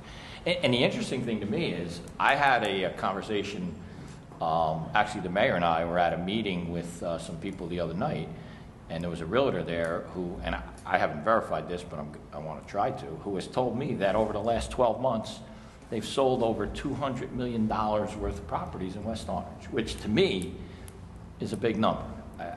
It's too big for me to comprehend, and I want to try and get some information to find out where those properties were and how that happened. But according to them, over the last 12 months, there's been $200 million in sales in properties in West Orange. And the question is, what is the impact on tax appeals and the average Well, assessed value? what I'm saying Because is, they could that, be, no, the they could be pushing us lower. The sale does, no, but I think that's a good thing. We are definitely trending up. I mean, there's Because no you're question. trending up. $200 million in sales in property means they've, I don't know how many properties they were. I got to think it's probably 500-600 properties were sold over the last year. Remember, Over $200 million. The lion's share of our reduction in this year is from multi-year commercial properties that we've chosen to do this at this point in time because we're coming out to try to get to, over this couple of year period, to get to a point where we will start to climb again. So the vast, even though there was some that were not commercial, but the vast majority of the reductions were commercial. So, I think, we're actually, we're heading in the right direction as far as that is concerned. We're clearing out our liability last year and this year, and, I think, we're trending in the right way. So. And I think I've been a good student of your tutelage to know that even though you say you're expecting maybe $3.33 million in successful tax appeals this year, it won't affect our 2014 budget. It's something we will deal with. We'll deal with it this year, but it will only impact the budgets for next year. That was my concern. Okay, thank you. Great. Council President. Yes, sir. So, Victor Cirillo, taxpayer, you're introducing a budget that will not increase my taxes from last year, right? You're not increasing my municipal taxes from Correct. last year, staying flat. We're introducing that, correct? Right. So my pocket is not All being affected. taxpayers. All taxpayers. All taxpayers. I'm saying, no, just presenting a picture. Collectively, all Should there be property tax appeals that are out of our control right now? We don't know. They may have an effect down the road next year. Well, last year's will impact this year's. But all that's under our control is that my taxes are gonna remain flat and we're not gonna increase taxes from how much I paid last year. It's very difficult to explain rate, and that's really what drives it. Explain it to the average taxpayer. The rate is driven by the assessed value of the homes. So if you have a tax appeal, you're assessed, the overall, when the mayor, what was the number, $202 million? Mr. Senator, so it's in our best interest to make sure the real estate market in West Orange stays positive. Correct. And we promote this municipality and we remain positive. Absolutely. Because it's important that our property values remain high. Absolutely. Okay, so That's we why have to I do our said best to when I stay was at that positive meeting the and other maintain night- our quality of life. But that's when I said, when I was at that meeting the other night, and these people brought that to my attention, I didn't think it would be that high, and I'm still trying to decipher or get the information as to where they got that from, but that is a big number. Thank you, Council $200 President. Well, no, go ahead, Councilor. If I could just follow up on that, it's fairly simple. You have the tax levy, which is what our budget calls for in terms of tax revenues. So you have that number, and it's roughly what, 51 million and change. 52 million. Then you have our tax ratables, our total assessed value of the town. That's a much bigger number. Over 200 million. You're talking about the total tax levy. I'm talking about the total ratables. Total ratables last year were about $5.6 billion. So what you have two pieces of information. One of them, we have said in the introduction to the budget, is going to stay the same. That's what the administration is proposing for a tax levy. That's the number that we need to fund the budget. What changes, or potentially changes, is the total rateable assessed value. When that total rateable assessed value goes down, that means you have to raise your tax rates to get the same amount of revenue from the tax base. So in short answer to your question, we don't know what our tax rate is going to be. I know the answer, Councilman. Okay. Thank you. I appreciate you explaining that to me. And the bottom line is, the premise is that we need to promote this town to make sure that our property values remain high. That's the point that I was making, because of that reason. Because if we lose property, if we lose ratables, and if property values go down, then we're all affected. And then my pocket is affected, and the residents at home are affected. That's my point. I understand it, and I appreciate it. Yes, that's the point I was trying to make. Councilor, to both my colleagues' point, is that just in my area alone, there are 4 houses that sold for $30,000 above asking price. So West Orange is on a roll of, of recovery because people find the value of West Orange. I mean, my neighbor alone, who I'm sorry to see him leave, put his house on the market one day. That day, he got an offer for $30,000 above his asking price. To me, and on my neighborhood alone, to me that says a lot that people see in West Orange a value. And to my colleague's point is that's what we have to promote. When we keep our ratables high, when we keep the assessed values high, everybody benefits. When we don't keep our assessed and the appeal and the allure of West Orange, that's when we all pay out of our pockets. So I just want to say that what I've been seeing and seeing my own neighborhood and talking to people are getting good money for their houses. So people outside of West Orange see a value in the township of West Orange. So we have to promote that. So thank you, just to both my colleagues. Thank you, Council President. All right, let's go back to the motion made. Thank you. Councilman Cirillo, I voted yes. Yes. Councilman Guarino? Yes. Councilman Krokoviac? Yes. Councilwoman Spango? She had seconded the motion the first time. Council President McCartney? Yes.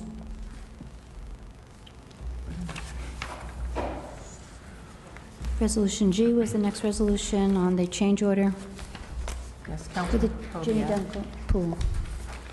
Yes, thank you, Council President. I had just pulled this. One of my questions have been answered about the resolution doesn't say 15,000 was going to come from outside, so I just wanted to clarify that. And as you know, I am concerned about some of the safety issues with the property and also the expenditure of the money. It's now coming up on about a $300,000 project, but half of that, actually more than half of that, is now going to be paid for through either a return of our county open space tax in the form of a grant, plus the Colgate Foundation. But I just didn't want to belabor the point. I just wanted to get a vote on this. Okay. Any other questions on that resolution? Is there a motion to approve Resolution 70-14? So moved. Second. Councilman Cirillo? Yes. Councilman Guarino? Yes. Councilman Krokoviac? No. Council President McCartney? Yes. And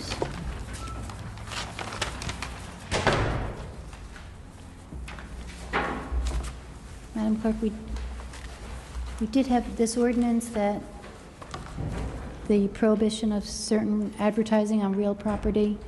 That'll be heard at the next meeting, Okay. May 6th. Okay, thank you. So no ordinances on second and final reading. Our ordinance on first reading is ordinance 2405-14, amending reclassification salary schedule, setting forth titles, salary guide, establishing employee status, police salary ordinance as per arbitration decision and award dated February 28th, 2014. Is there a motion to introduce on first reading? So moved. Second. Thank you. Councilman Cirillo? Yes. Councilman Guarino? Yes. Councilman Krokoviac? Yes. Councilwoman Spango? Yes. Council President McCartney? Yes. Ordinance 2406-14, calendar year 2014 ordinance to exceed the municipal budget appropriation limits and to establish a cap bank as per state statute. Is there an ordinance to introduce on first reading? Council President, can I just ask a quick question, just because it has to do with perhaps the wording of the ordinance, and maybe we might need to amend it today, maybe not. Maybe the same question, because I was going to ask John to exceed the 2% cap on the local government cap law does not equate to the 2% exceed the tax law. Well, yeah, this has to do with the expenditure cap, not the tax cap. So this basically just creates a cap bank on the Okay. expenditure side. So, Joe, I what- think, and if I'll anticipate. It was the question that, yes. Okay. Which a question he asked today. The resolution says that the council sees the need to raise up to 3.5%, meaning that it can go, the possibility of going up to, not that it has gone up to. So, and this particular resolution is a form resolution from the Division of Local Government Services in its entirety. So it is strictly that. It is a housekeeping ordinance. It really has no impact on this year's budget as introduced, and really only as perhaps come into play in a future year, you know, if we should need the cap bank. We have not, since I've been here, and from my looking back, it's been a long time since we've ever had to use a cap bank. So I don't anticipate ever needing it. That's why I say it's just housekeeping. Okay, yeah, because I'm sorry, I spoke first. No, that's okay. No, it's just... What was the language? The language says, finds it advisable and necessary to increase its current calendar year 2014 budget by up to 3.5% over the previous year. Maybe you could just explain in 30 seconds or less why we're even doing this. It would protect us if we needed to spend over the cap in the next couple of years, but we never have done it. If we had a cap problem in our spending on a certain portion of the budget, doesn't impact the entire budget. So, for instance, we could have a huge reduction in one area and an increase in another area, and it would cause us a cap problem. You know, the net might be zero, but we would need that relief, and we can't, to the extent that we're not using our cap this year, we want to be able to save the ability to use it. Frankly, it probably will never be used, but it's just one of the things you should do. But I think it's similar, isn't the school district, the school board talking about maybe using some of their cap? That's the only reason. We can move on to that. Well, they can't use ours. So. That's right, they can't use ours. Yes, they would. There you go. So is there a motion to introduce on first and So moved. First reading? Sorry. Second. Councilman Cirillo? Yes. Councilman Carino? Yes. Councilman Krokoviac? Yes. Councilwoman Spango? Yes. Council President McCartney? Yes. Councilwoman Spango, just on Resolution 67-14, you vote to introduce the budget. My vote is yes. Thank you. That was a close one. Why would happen? Unanimous. No. Unanimous. I'm just kidding. Unanimous. Okay. Motion to I'll make a motion to adjourn. So move. All in favor? Early.